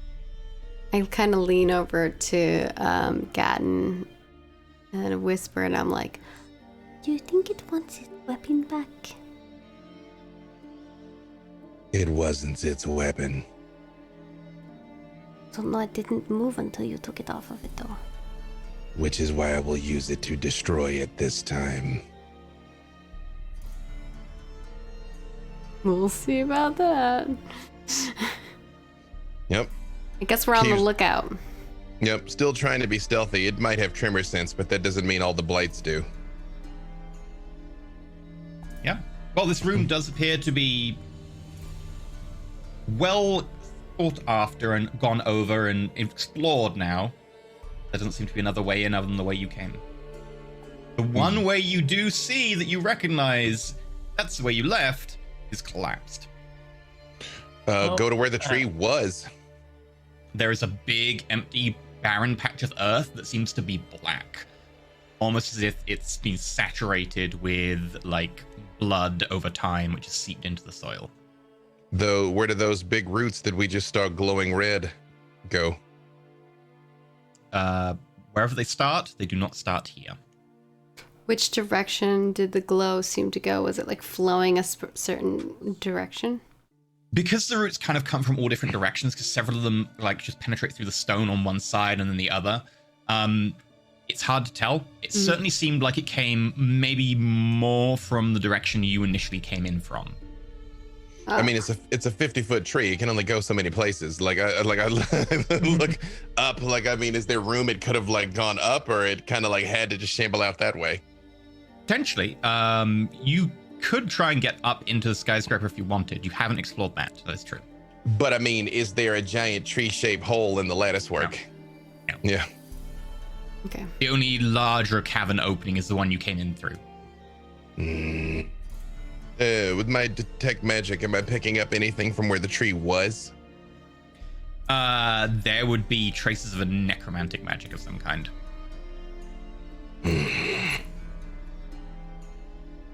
Makes sense. This is the vampire lair. Is there any sign of the vampire skeleton, the one that I unimpaled? In the tree?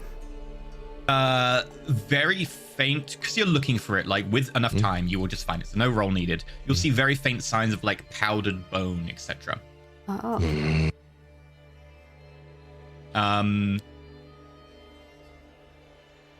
Actually, now you're looking at it and now you've got the detect magic out. Mm-hmm. You can see that there are very faint, like, remnants of something just below the surface of the soil. I dig a little using my Shovel. sickle. Yeah. Or yeah, Very use a shovel. quickly, you Aaron's a shovel. find bare exposed bone. And as you dig further, you find a skeleton and another skeleton. Yeah. And begin to unearth another skeleton. This is all a of pile which seem of to dead be bodies. As I seems just to be, keep digging up more bodies. skeletons, I'm like, I don't know what I was expecting in the ruins of a vampire city. Karen, because you've got Vampires. the shovel, make me an investigation roll. Okay. Do they look 22. freshly dead or like long dead?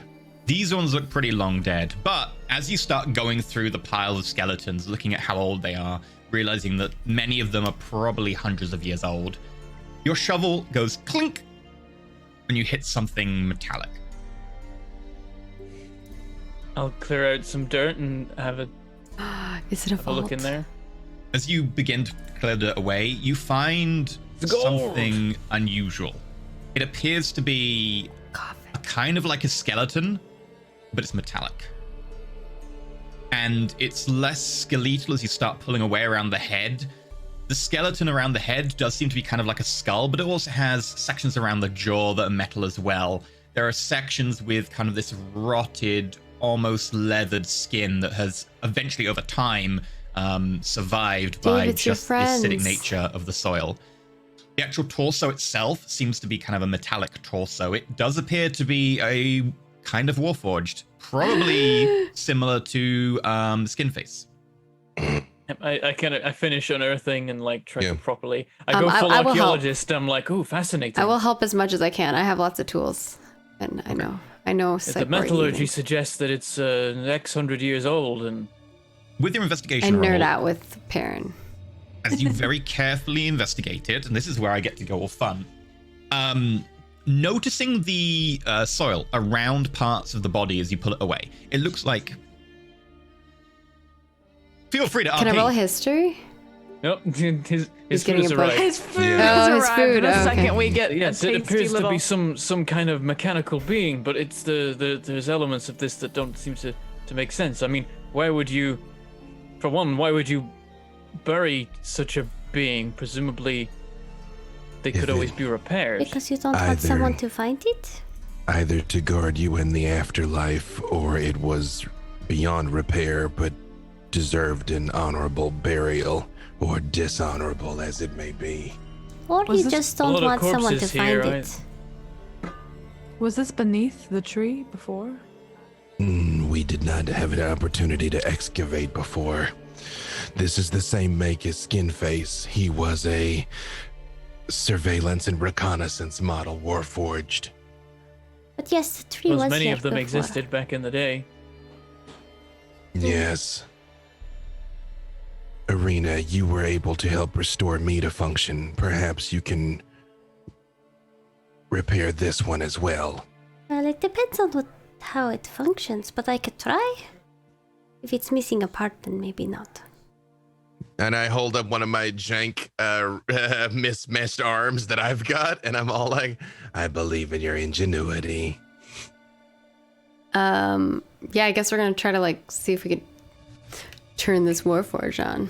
So to be clear, a couple questions here. I mean, first of all, can verify. But second, these are bodies that were buried what would have been under the tree. Yep. In amongst probably where the roots were, yeah. They seem long dead, but does this seem haphazard mass grave? Or like, is there any organization to the bodies here? And would I know like history? Like, can I roll history or Arcana to know something about this specific model? We could do that in a sec. I want to go through the things one at a time. Oh, okay. So, firstly, it does seem like that they're all kind of lumped in there. There's no like stratification. They aren't carefully like laid end to end or anything. They all seem to be lumped in together, but it's a very dense area. Secondly, as Perrin starts excavating with a 22 investigation on the archaeologist, and because of the background archaeologist, I get to go technical on you here. As you're carefully pulling the soil away, you do notice that there's a discoloration to the soil around the actual body, which you would probably think indicates where there used to be flesh that has decomposed into the soil. Yeah. All around the body. It seemed like it was living flesh rather than like a skin face style deal. The skin face style deal did appear to also be living flesh. So it has some synthetic elements to it, kind of like the creatures that we saw that we just fought had synthetic. Well, but again, Skinface is basically a Terminator. He was designed to look like a person. Yeah. So this person's probably meant to look like a person. Yeah. Yeah. Ninjas. But you also going through. It does appear to be, as far as you can tell from the actual metallic components, incredibly similar. Probably the same like model or the same purpose it was created for as Skinface. Like Gatton's very preoccupied with getting this Warforge out of the ground. Yeah. Like, I mean, we all are. Start pulling it out, and you all start teaming up to try to get it out of the ground. You notice there are sections where something has penetrated straight through the metal chassis and come out the back. And there are places where the arms like kind of pulled out the socket a little bit, and you see exposed wiring, and the actual mechanism seems to be broken and bent. But as you do so, you notice a slight flicker of light. On the chest, in roughly the same location that Gatton has, like one of those holes that seems to be completely empty for some unknown reason. There is a few inches across what appears to be a cylinder which is embedded in the chest, which seems to glimmer with a little light. I'm going to try to take it out of there really. Without any effort, without even needing to do a check. As you try and fiddle with it, it kind of just seems to unscrew. Like you twist it to the side like you would a light bulb, and then carefully pull, and it just seems to ever so slowly pull out. It does appear to be like a cylinder, but it seems to taper towards the end into a number of different little shards and rods, and the end is very delicate components. The front of it itself seems to be kind of like a porthole, in that it's got an inner like ring which is exposed glass, and then outside exposed glass as well, with kind of spokes coming off of it, and inside you can see what appears to be like some sort of weird dodecahedron that's constantly spinning in a kind of eerie blue light. Is this a component I can integrate? It does appear like it would fit into your form. Just I open my Pietro ports and and I just kneel down in front of Arena. I'll examine it first before I like just put this into Gatton. Okay. Make a for the record, I consent. Make an Arcana roll. Okay. Goes. Come on, +7 to this roll. Okay, 23. Yeah. You know Gatton's physiology incredibly well, and from what you can tell, this thing is designed exactly to integrate with a Warforged. It seems to be a perfect match to the actual components. And you do see along the side, engraved, where it would be hidden if it was integrated, does say in Language you don't read. Something. Do I? Sorry. Do I? Nope. The Nope. game of does everyone read this language? I'm afraid That's none a of you read fancy this language if none of us know Not it. Infernal or Sylvan? It's not Infernal Sylvan. Elvish? Not Not- celestial. It's not Nope. gnome or Not draconic. dwarvish. Nope. Elvish, dwarvish, common. Nope. Nope. Can I try to, even if I don't speak it, decipher what language it is? Based on just like being a knowledgeable person? Yeah, anyone can make int checks, and based on your language, I'll let you know if there's any similarities. Okay. Yeah, I mean, I speak it a go. Celestial and 14. Cheetah, so yeah. 21. Oh. Okay. 18. It has similarities both to Dwarvish, Elvish, and Common. Oh. Or Orcish, maybe? Yeah. On the Orcish and Dwarvish use the same, like, alphabet, right? Yeah. Giant. Well, like, there's. Two. Maybe? Yeah, giant. I know at least Dwarvish and Elvish are supposed to be two like separate branches of There language. are a that lot of are weird giant things in this world categories. too. Yeah, kinda. giant might be what it is. Giants are like Sylvan-y Because adjacent, Goliaths right? speak giant, right? Too. It is written in a offshoot of Elvish in terms of the script. Okay. It's the So I type know of something Elvish, close but to I've it. got no idea. Yeah, because I speak Elvish as well. Sylvan. No one speaks Sylvan. I speak Sylvan, but I don't think it's so Sylvan. it's not Sylvan. Offshoot of Elven. All right. But it Well, also does similarities to Dwarvish and Common. okay. Well. From what you can tell, Yeah, it could be undercommon. with a really good Arcana check, it appears to be old. Probably several hundred years old. But it also, as you kind of like check it over, it doesn't seem to have been ever really removed from the Warforged, which you removed it. Because it did take a little bit of prying, a little bit of effort needed, and the inside of it is perfectly clean, no scrape marks, etc. It looks like while it has been here a while and the outside is a little bit weathered and covered in grime, the inside itself, perfectly clean, almost sterile clean. As if it was integrated once and then left. Okay. I kind of look to Gatton and I'm like, Perhaps we should figure out if we can read this first before we put it in. No, we may all be about to die down here, and it might have known something vital to whatever is happening. But it also could be something bad.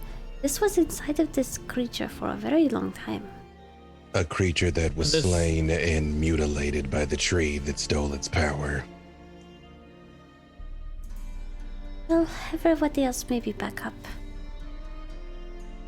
It's like I'm like, if you don't mind, and I like step up and like hold the sword to like, stab at Gatton in case he tries to murder us. Right, but when he steps up and kind of holds the sword, I just like look at the reaping blade and I extend it out to him. Like, just for a moment. oh god, oh no. Appreciate it. I Perrin take holds the reaping sword. blade. Does something weird happen when Perrin grabs the sword? It's attunement, so no. Oh, Yeah. okay. Mhm. It's like I hear the voice of like Sauron in my head as I take the sword. I don't know, man. It's like It's not a fiend in it's it. the Necromancer. judgment sword, and Necromancer. you're like a paladin, so I don't know. You must use this sword to cleanse the world of evil. Here's I the sheath thing. it in the sheath for my noble greatsword and hold my noble greatsword. Arena thinks that you know. Because Gatton Okay. said he would talk to you. All right. I do it. I put it inside Gatton. Okay.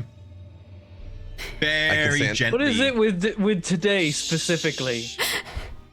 Oinia, man.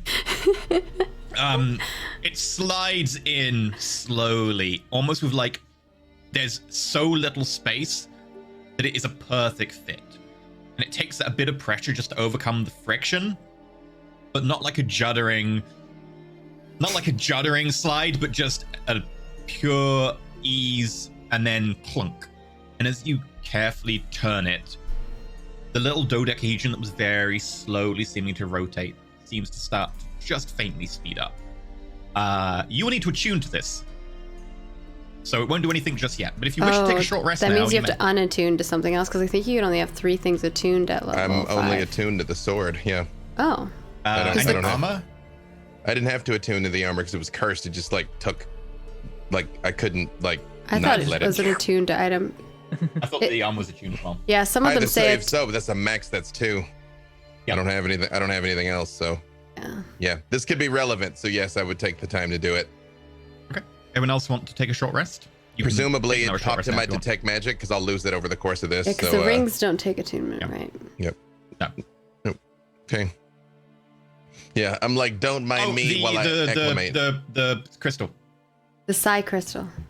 So I guess we need to verify whether or not the armor needs attunement.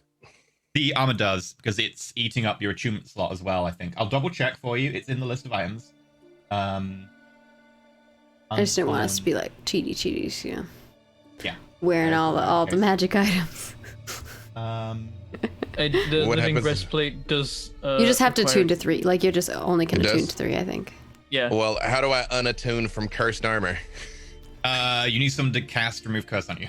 Yeah, so you have to unattune to something else that you can attune to. But you realize now that you can't take it off. I deeply suspected that already. Yeah, I think we all did. Unattune to the crystal temporarily if you wanted, or you could temporarily swap swords with Perrin, or you could temporarily... No, I definitely want the Reaping Blade. I'll unattune to the crystal. I just won't be able to talk to you guys when I'm wild-shaped. Okay.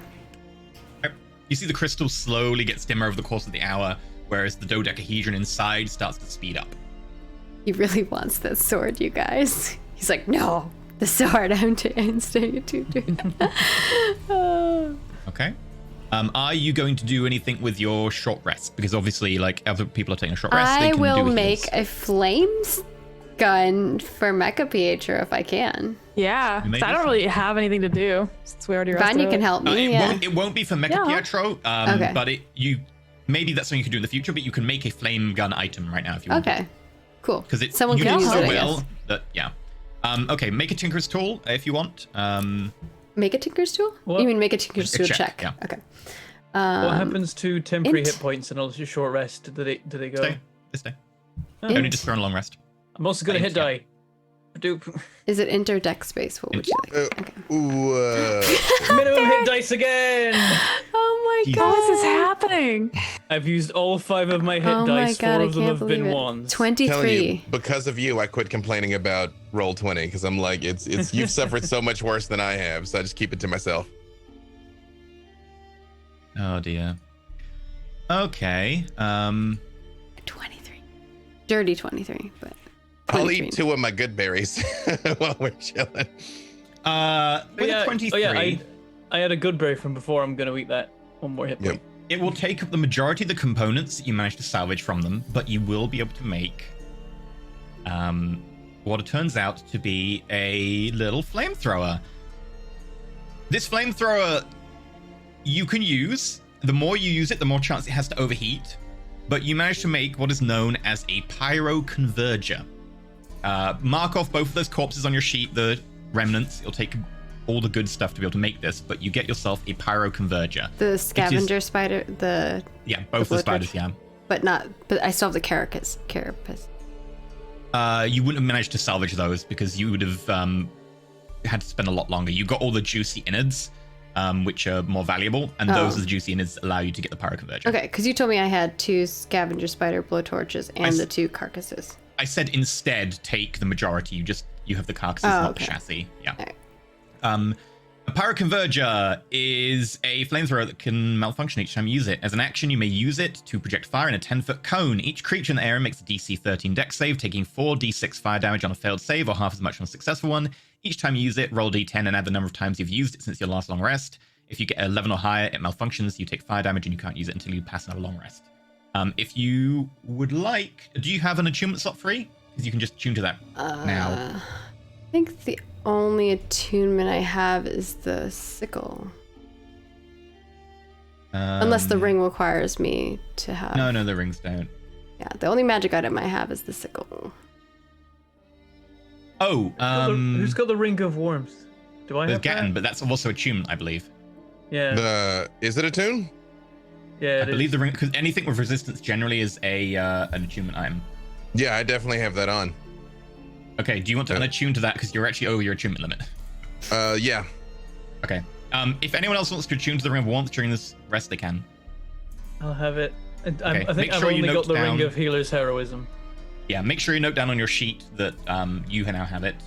And I will What is add the power attunement conversion limit? to Is your it menu. just always It's 3? three. unless It you've got levels up something- as you level up, It but I doesn't. think. It's 3. No, It's everybody's Oh, is it three. three? except for Artificer. Oh, Yeah, you I get get more. 5 Yeah, specifically. we don't. That's right. I keep forgetting that. You can find the pyroconverger in the compendium. I've also added one to your sheet for you. Okay. And I'm going to add a resource for you, which is pyroconverger uses, and you've used none so far. Ooh, I see. Pyro. Effectively, each time you use it, it increases the malfunction chance. Oh, it added it to my sheet, but not to my attack section. Interesting. No, because it's an item that has a DC effect, so it can't add it to them as a DC thing. Right. In which case, as you finish resting up, pass without trace obviously passes in this time. Yeah, I can't do it again. There is a voice in your head. Uh-oh. Oh. Yeah, Does this because you work? put Okay, it let on. me just, I need to adjust that, increase that.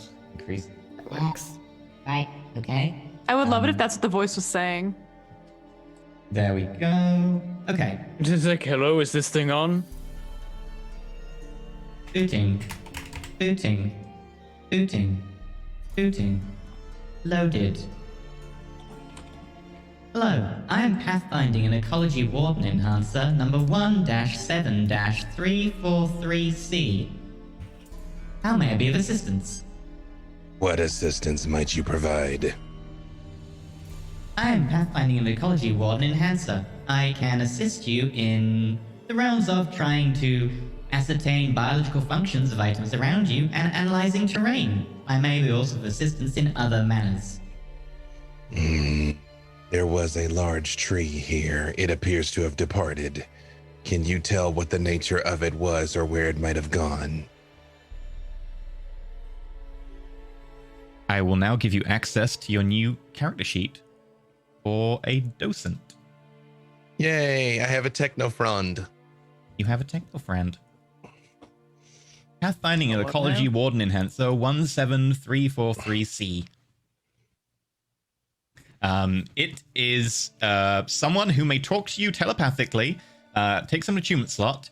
It may stabilize you if you go down to 0 HP by trying to make a medicine check. It has a Ooh. +7 to nature. Otherwise, its int is 16, its wisdom is 14, its charisma is 14, and it has a personality. And is That's sentient. cool. It's a smart It may boy. also cast Detect Magic at will. Could you? Oh, that's nice. Could we put it into Fine. Mecha Pietro? Advise This thing and is- assist. This It thing is is smarter smarter than and Perrin. wiser. Oh. Yeah, it's more intelligent and more wise than Perrin by decent margin. As I was saying, could you put it into Mecha Pietro and make him sentient? Sentient Pietro. Just keep Doesn't combining make him all these sentient, different it is bits sentient. into him until he's I know another he's sentient, character. but like make him more sentient. So, detect magic, theoretically spare the dying, and theoretically an advisor of some sort. And plus Yes. 7 nature. And you may or whatever. ask questions and stuff. It also learns languages. It currently has 4 languages loaded, and will learn 2 more. Whenever you read them, you can get it to learn a language. Ooh. And it will then just know the language permanently.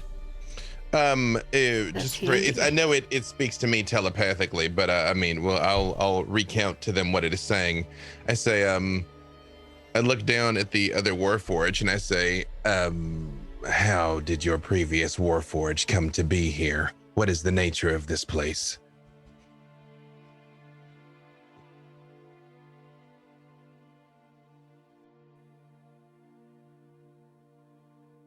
This appears to be the ruins of the city known as Gao Oraz.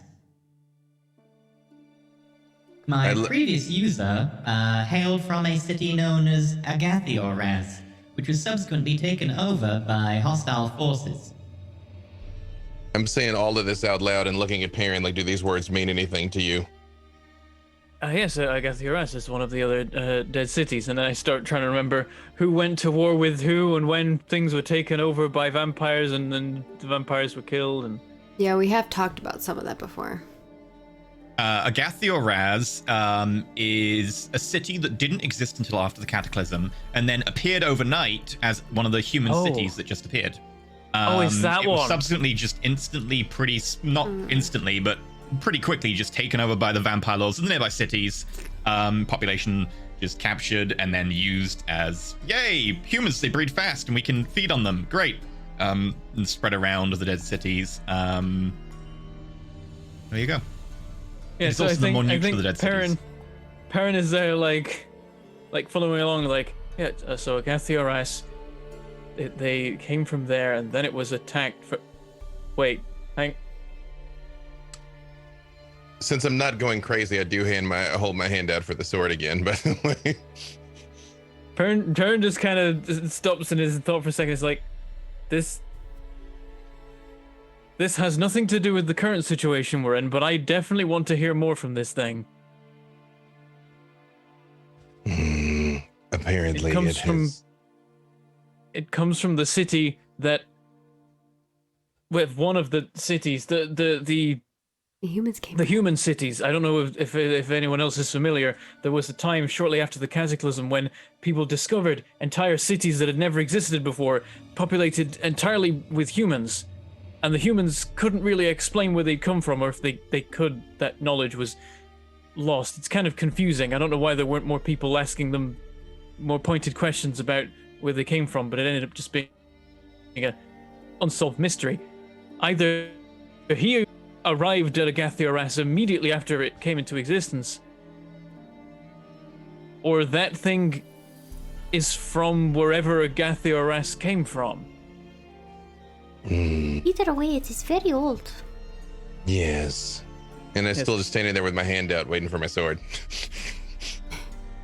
The problem with the human cities is because they were populated by humans, it didn't take very long for anyone who came into existence at the time to be dead. If there was a warforged amongst them, or at least that particular artifact, then it may be the only living thing to have existed at the moment that Agathioraz came into being, and could perhaps answer those questions. I could be wrong. It could have arrived afterwards, or been there already, or something. And then... I should follow this up more later, when we're not underground. Gatton really wants his sword. I love it. I love how Gatton keeps asking for a sword and Perrin's just like nerding out. It's he's like pacing and he's like, huh? Oh, yes. Like draws the sword and hands it over. Yeah, just put it back, and I'm all like, of what age are you in? I know you pathfinding and ecology warden enhancer. I shall call you Pew. Pew pew. I will recognize the designation of Pew. I am approximately 710 years old, although my internal clock may be off as I have not had a chance to reference the stars in a while. 710 years old. So a little younger than me, not assuming something went wrong and he has lost track of time. What was the nature of the tree that was here? We must locate and destroy it. There was a tree here where my previous user unfortunately was executed. They were then buried below the tree. Who buried them? This is a lot of people A to vampire by bury. the name of Lord Gulfius Gow. And I pull the sword back out, and I'm like, do you recognize this blade? That, I believe, is the blade wielded by Lord Gulfius Gow. No, it is not. It's true. It is known as the Reaping Blade. Also the Blade of Judgment, yes. Interesting. This is a new fact. May I assimilate this knowledge? Absolutely. Based on the fact that the tree is no longer here, based on what you can extrapolate from the environment, can you detect where it might have gone? Also, as we just look, is there like signs across this garden that something huge is dragged across it? It would have been if any of you had passed a survival check. Also, you're probably not going to, you're not translating that judgment sword part. Right. You're Well, saying that. even that part was known. The fact that it was the Sword of Judgment. I mean, we've even talked about that. I don't think Perrin Never told knows. Perrin. Perrin doesn't know. Perrin knows. Only you know. I told you that in your head. But it doesn't have survival. It's got nature. So, do you want me to roll for it to have a look around? Oh, it can't really look around. It only knows stuff. It can't really have a look around for you. But it was also buried when the tree was doing its thing, so it doesn't know. Unfortunately, it uses your senses. Did it say 710 years? Yeah, it says 710. I wrote it down. Right. Yeah, Perrin is pacing and going, 710. That's not quite enough. That's 137 AC. By that time, Oh, sorry. About 730, 740. It dates to pretty much exactly when Agathiel Raz appeared. Okay. Okay, it's like That's what I was thinking. So its story like does when line up. the vampires started I have forming, to- type of thing. I'd have to narrow it down to like closer to the month or even day, but it sounds like perhaps either he stumbled upon he would have been created at that time. He must have been there. He must have been there when the city came into being, and that's when he started registering time. What does that mean? More pacing.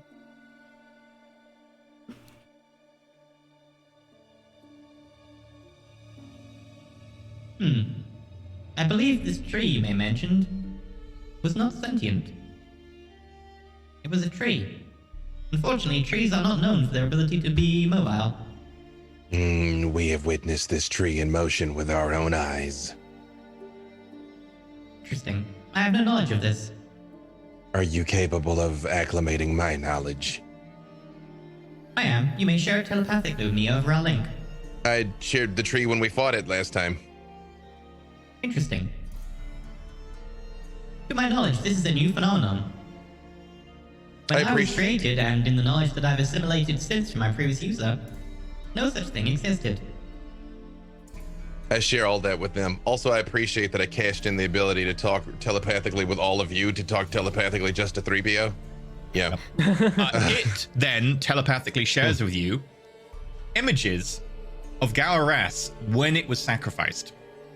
So you see the tree, which is just a large, imposing, kind of scary-looking tree. It is still just a tree. It isn't blackened and withered. It hasn't lost coloration. It is just a very large tree. The And tree this got vamped. Warforged is knelt down forcibly as this very gaunt-looking man pushes him down with one hand, raises the sword, and then down with a two-handed sword, which is a lot of work, plunges it through the front of the chest, and it enters and goes straight down, narrowly missing the docent before. He's taking he's putting the souls in the sword. Believe I know what is going on here.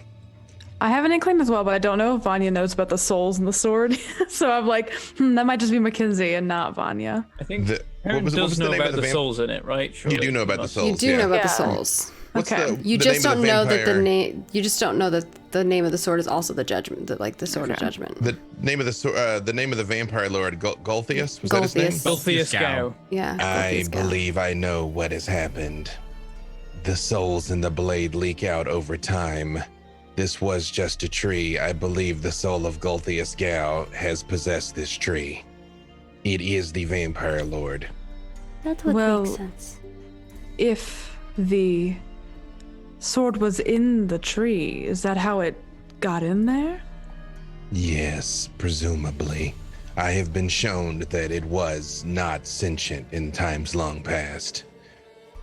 That makes sense. This is definitely a recipe for like either deliberate or accidental necromancy type It's very things. interesting, though, because supposedly whenever you get your soul taken into the sword, you're not supposed to continue living. But Your soul. the souls leak out over time. It is not perfect containment. He may have been trapped inside for a time before slowly oozing into the tree itself. Like the tree was just feeding on the blood of the dead, was impaled with a sword containing probably thousands of souls of the dead, and had the blood of a ancient vampire being infused into it as well. Whatever it is, it's really anyone could have predicted it could have ended up that way. Yes, no one could have known. But now that we do know, how do we slay a vampire lord? How do you I'd say no one could have stake a known tree? exactly what it would be, but everyone could have been quite sure that it would become something. Blood of vampires think is it- associated with many strong phenomenon. It is possible it has awakened some sort of sentience. Just for the sake of ease, I will say I'm always recounting what it's telling me, unless, like, if it tells me something, I will tell you if I am not recounting Gotcha, what he gotcha. was telling me. If it is possessed with the soul of Gulthius Gow, I would expect that that wasn't the plan, because the guy who killed Gulthius Gow probably wanted him to stay dead and not become a tree. Agreed. In fact, that was probably the purpose of using the reaping blade, to ensure he would not return. That checks out. There are many tales of vampires being resurrected somehow from beyond the grave. Are there any tales of how to visit a final death upon a vampire lord? Sunlight. Running water. There may be others. Unfortunately, this is not my specialty. Can I know some? Because that's like a vampire stuff is like in my family history. maybe Undead. original. Yeah, undead's my favorite Vampires enemy. are in my blood. Does that count? in my Yeah, history. If undead are your favorite enemy, it should, yeah. So you would just history? know then. Oh, it doesn't. I don't have Yep. any text there. Well, didn't help at all. But Let me bring up some text for you then. 23. Mine is more like the stories my grandfather. Yeah, you would both know then that if you kill them, they just resurrect the next day in their coffin. However, I want to double check my knowledge on this. It might be used a few too many times with other vampire lore.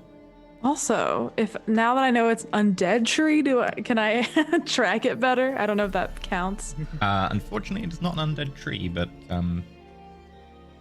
It's good. It's a tree with some undead up in it. Yeah. It's an undead carrier wave. driving a stake into its heart paralyzes it until the stake is removed. Womp It will womp. take a lot of damage in sunlight. And I believe running water prevents it turning into mist, which it can just choose to do. Yeah. It's also harmed by running water. Wait. Yeah. We just pour The a bunch room's of full water down mist. into the Are we room. breathing the tree? Is that what's going on here? We're breathing tree farts right now. Wait a second. But I'm like, Could you please detect magic? Affirmative. are we breathing tree? The mist does have a faint magical component. I'm unable to ascertain what school it belongs to. When it said that, I don't say out loud. When Perrin says, are we breathing tree? I just look at everyone and I just go, Can I roll Arcana to see if I can see where it's coming from? That wouldn't tell you where it's coming from. That would tell you what it is, maybe. But Oh yeah, what it is. I- That would work. I then say out loud, Clearly, we have found everything in this chamber and should go back to our village. The tree is no more and not a threat to anyone. Critical fail. 8. yep, it's missed. Mm. yeah. I do very much say Tree that out farts. loud and then turn and like start walking out. I will look around once more if there's anything else I see that looks odd. We need to I will go. follow along with The I will thing up follow there, Gatten's right? act. We didn't go in the skyscraper thing. No, you didn't. That is true. It's like 100 feet above you, but Oh, okay. and you do have an allergy to falling damage, right? As far as I'm aware. I have a levitate ability. Yeah. It's not the same as fly. But it's levitate. Sure, which will really help if the grass is on fire. Right. But say, I can get up there, but I don't want to right now. I'm just like, time to go. If I see her dawdling, I like scoop up Arena and put her on my shoulder. Like, start. Well, it says I like, can choose. I can rise vertically up to 20 feet and remain suspended there. consideration. So, I could like, But it's 100 feet. and then I can move myself up. I can go up in increments of 20 feet vertically. Okay. So I could just like float my way up, and I can concentrate up to 10 minutes. Until you get hit and break concentration and plummet to your doom. And then I use Featherfall. Yeah, I'd get worried about you dying. Well, I have a way to go up and I have a way to go down, is all I'm saying. We could try it at least before we leave. I don't know if Maggie also didn't realize and Arena didn't realize. No, the tree is in this room right now. That's why we're leaving. Okay. The tree is the mist. That's why we're going. All right. Yeah. You were all like, we gonna fight this thing. Now you change your mind. We haven't. We're just pretending because the tree can probably hear us or maybe understand us.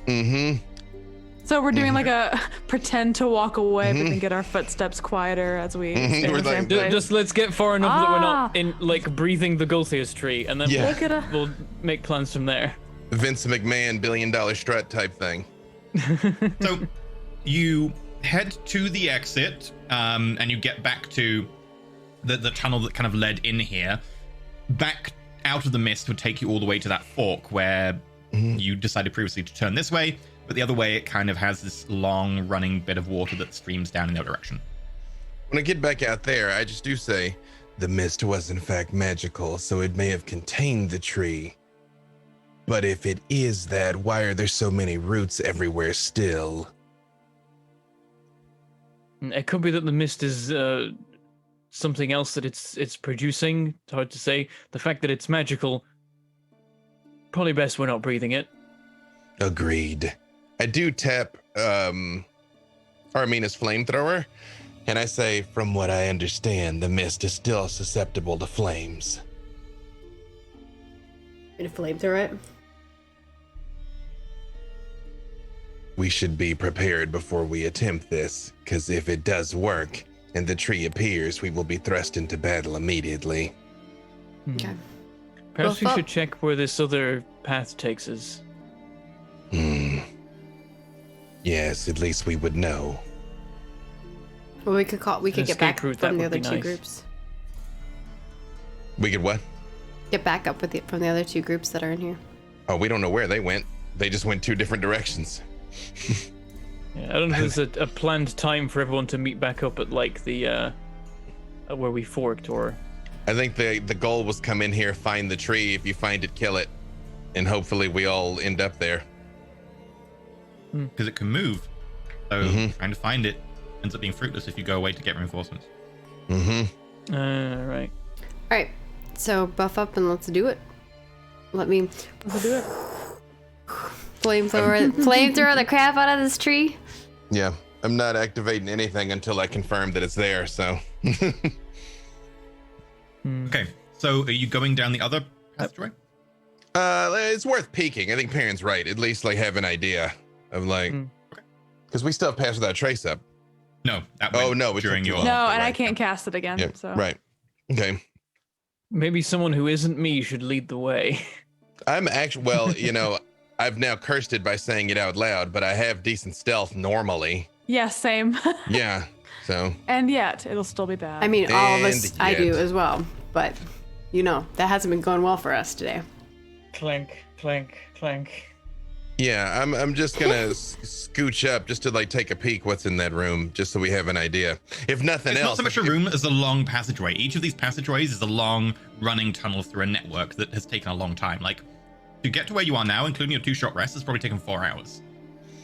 Yeah. Oh well, then we're halfway through our buffs. So that in just a little ways, because if it's like full of hostiles and we fight the tree and they come pouring down the hallway, that's worth knowing. I'll say 60 feet. 60 feet. Like, Just you sort go of like- 60 foot down the hall to where the rest of your group can see.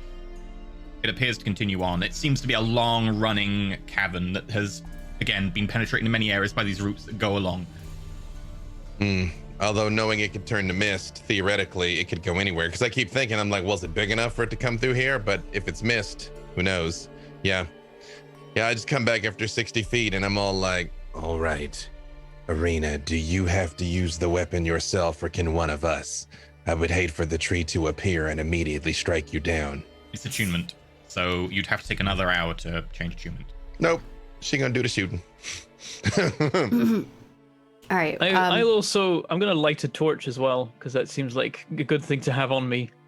I will go. I'll have to drop it to use my sword, but Yeah. I will stay as far away as I can from the mist and being able to shoot at it. And then Mecha Pietro will be next to me to help tank if I get hit by an attack or something. I'm gonna try and spread out of like easy AoE range from the tree. So like I'm willing to walk like further into the room, like I forgot something, and then her be like, pow, boom. So yeah, spread out a little is what I'm after. Yeah. But Mecha Pietro has to be like right next to Right. me in order to deflect attacks. Mm-hmm. Are you all sneaking back into the room? Mm-hmm. Okay, make stealth roll. Attempting. Yeah. We're going to try. Honestly, Put the roll I'm try in chat. not going to try and stealth. I'm going to 13. try and walk right in and be like, I wonder if there's anything salvageable off of that other Warforged that might be of use. as I'm just like walking in. 7. I'm not very stealthy. Yep. Okay. And Mecha Pietro gets Mecha Pietro, 18. He's always so good. Yeah. Mecha Pietro is like, he's really the carry here. Yeah. Okay, so you all enter, making a little bit of noise, but obviously you're Warforged, walking at the front, loudly proclaiming that he is going to get more loot. You wander into the mist. The rest of your team staying back behind you. Very I'm trying to careful. keep separate tactical though, just setup. because Okay, AoE you and that. spread out just in case. Mm-hmm. You walk until you I'm go into the nervously mist. whispering to Mecha Pietro, and that's why Okay. I'm kind of probably a little louder than I should be. Do you go into the mist arena? I mean, I'm going to go as close as I need to be able to shoot at it. Yep. Okay, you walk right up to the mist. Gan has walked into it a little bit. Mm-hmm. I walk into it holding a torch, see if that does anything. Sure.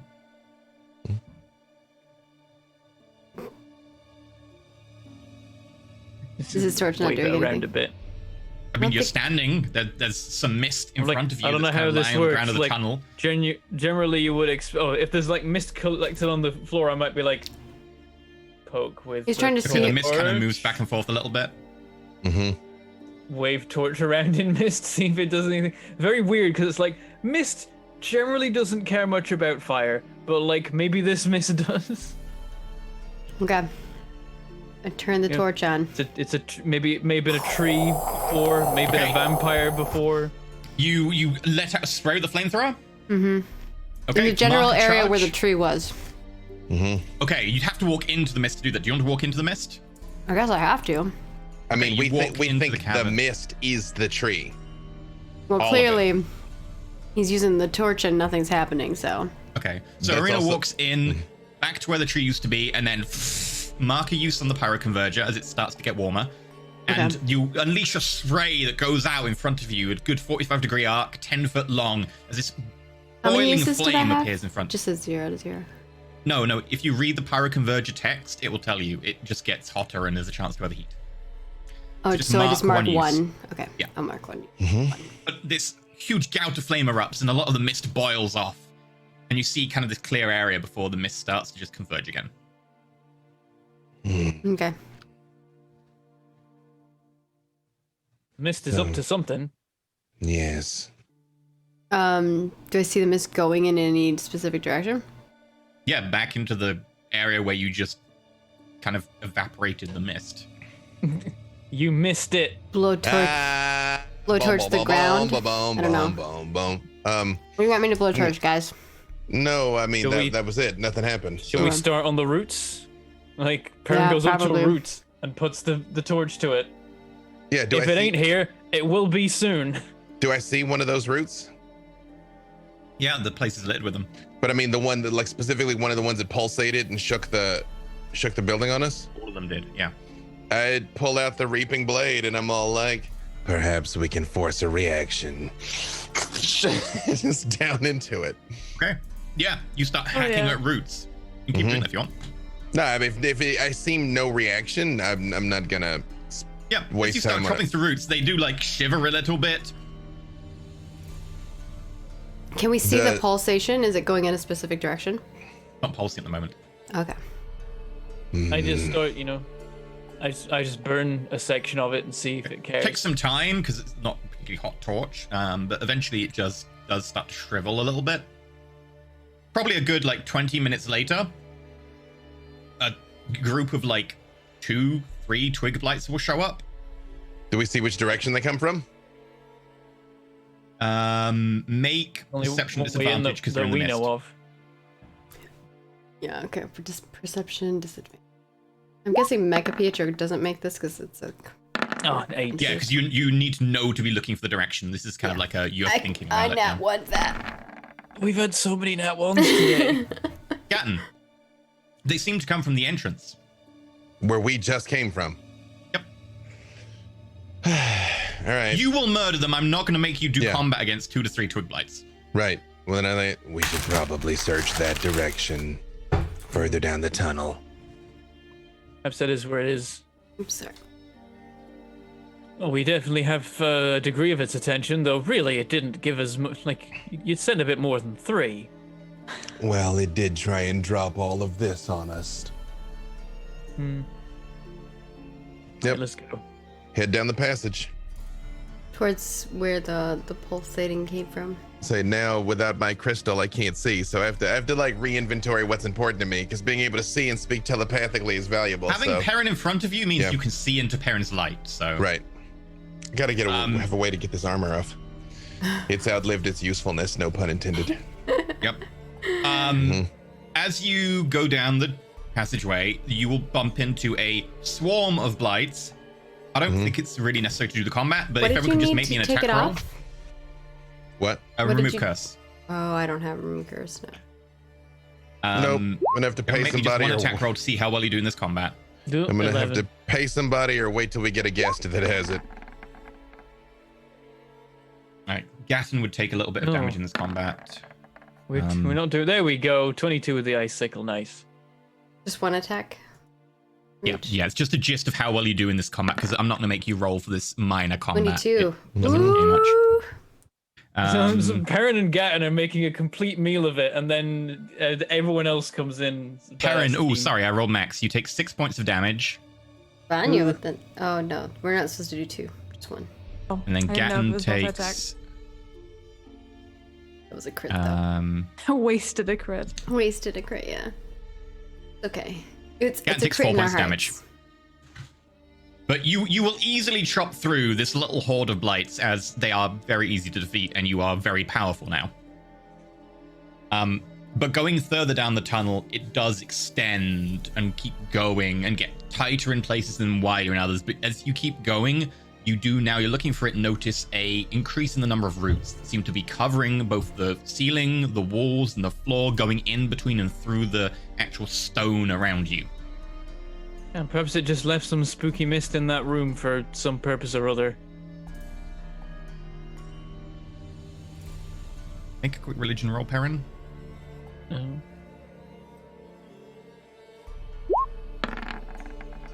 $16.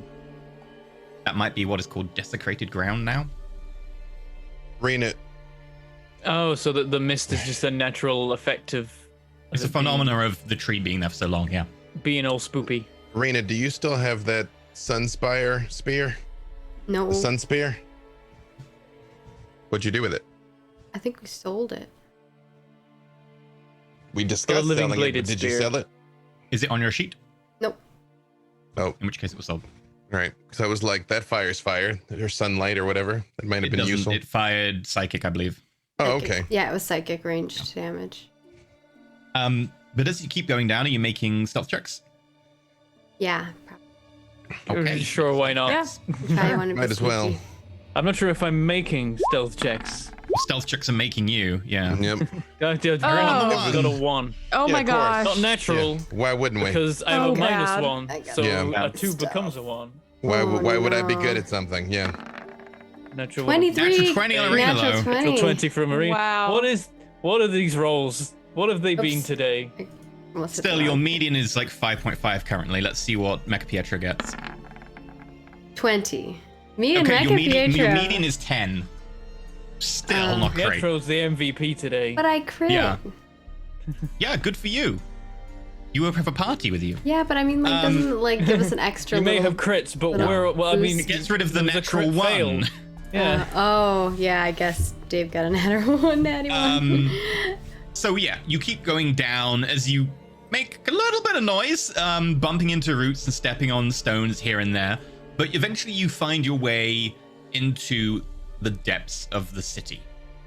And this is an area where you notice that bits of the wall around you are this flowed stone has then been set, but it's all old and aged, and you can find roots that are breaking through it and have cracked it open. Bits of metal rebar stick out, and there are sections where beams just cross the cavern. And as you push through into what appears to be a slightly larger room, maybe 60 foot, 70 foot across, thick mist seems to flow out of it. And as you get just far enough in, you notice in the center is an ominous black tree. Branches going up, covering the ceiling. Roots extending out, thick as like a person's torso. Some of them smaller, almost like wrist-sized, and a few that are just breaking off and thinner, almost like fingers. Underneath the tree, is a small group of bodies. There are 2 people in raven armor you don't recognize. Someone who appears to be like an old man, probably human or elvish by the look.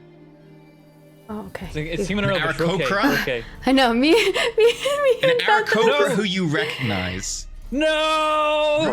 Penetrating through both the wing, the arm, and there's one that seems to go through the actual, like, into the stomach. And a small gnomish form of an old wizened man. Roots nestled all around him, coiled tight. One that seems to go into the edge of his throat and then come out the other way. The mist seems to be spewing forth from cracks in the tree, and you can see a faint sliver of where that wound once used to be. The tree seems to shiver almost as your entrance. And with that, you notice the small gnomish form, the least of the figures there, faintly open his eyes and mutter something. It's a strained mutter that you don't quite catch, but you can just about see the movements. And the tree explodes in a pillar of light and flame. Bits of it breaking off and shattering, fire springing along all the branches. The roots, in reaction, coil tighter around and start to strangle the man, several of them punching through the chest. That's where we're going to end today's episode. Next time, we'll be going straight into combat. Urzu called down Divine Flame. Oh, God. my gosh.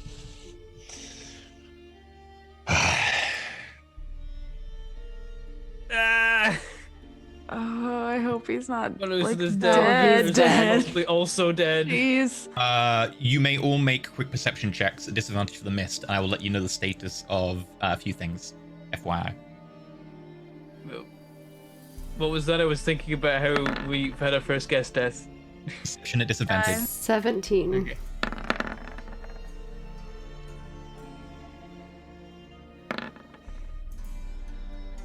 Ten.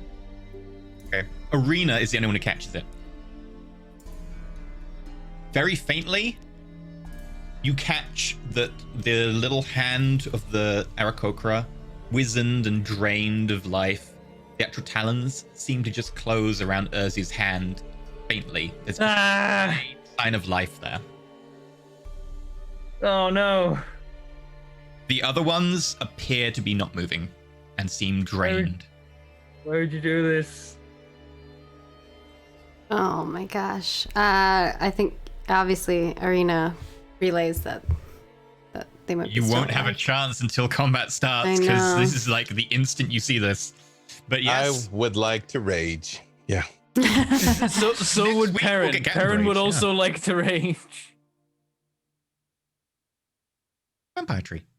So Also, by the way, the side crystal might be useful for me to have because its range increases by int score, and on a 16 plus, it's 120 feet.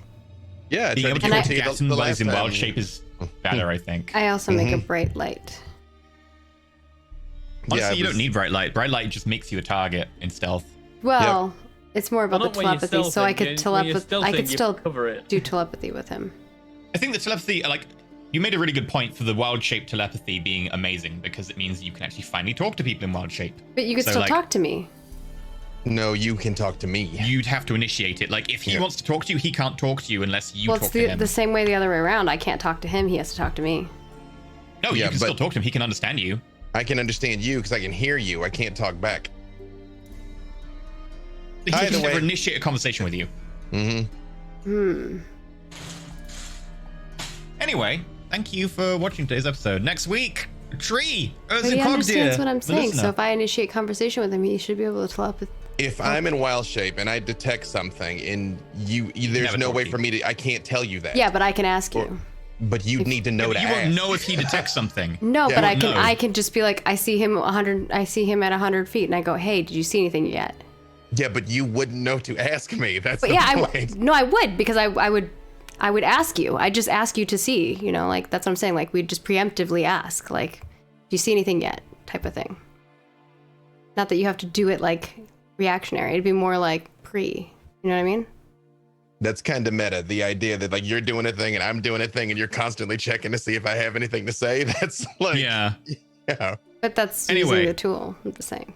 Could do it. It's a little meta to constantly be checking in with someone to see if they reflexively, passively see something. But it's only like if we're in a situation where, like, you're scouting ahead, and I'd be like, "Hey, you see anything?" Or I have anything to say ever under any circumstances. Like, I thought of something. Or it wouldn't work in those circumstances. It'd have to be something like we agreed upon, like that you're going to go check something. Is what I meant. Not today's supporter is Rasp. So Rasp, thank you very much for supporting today's episode. I'm going to pay the majority of the cast cost.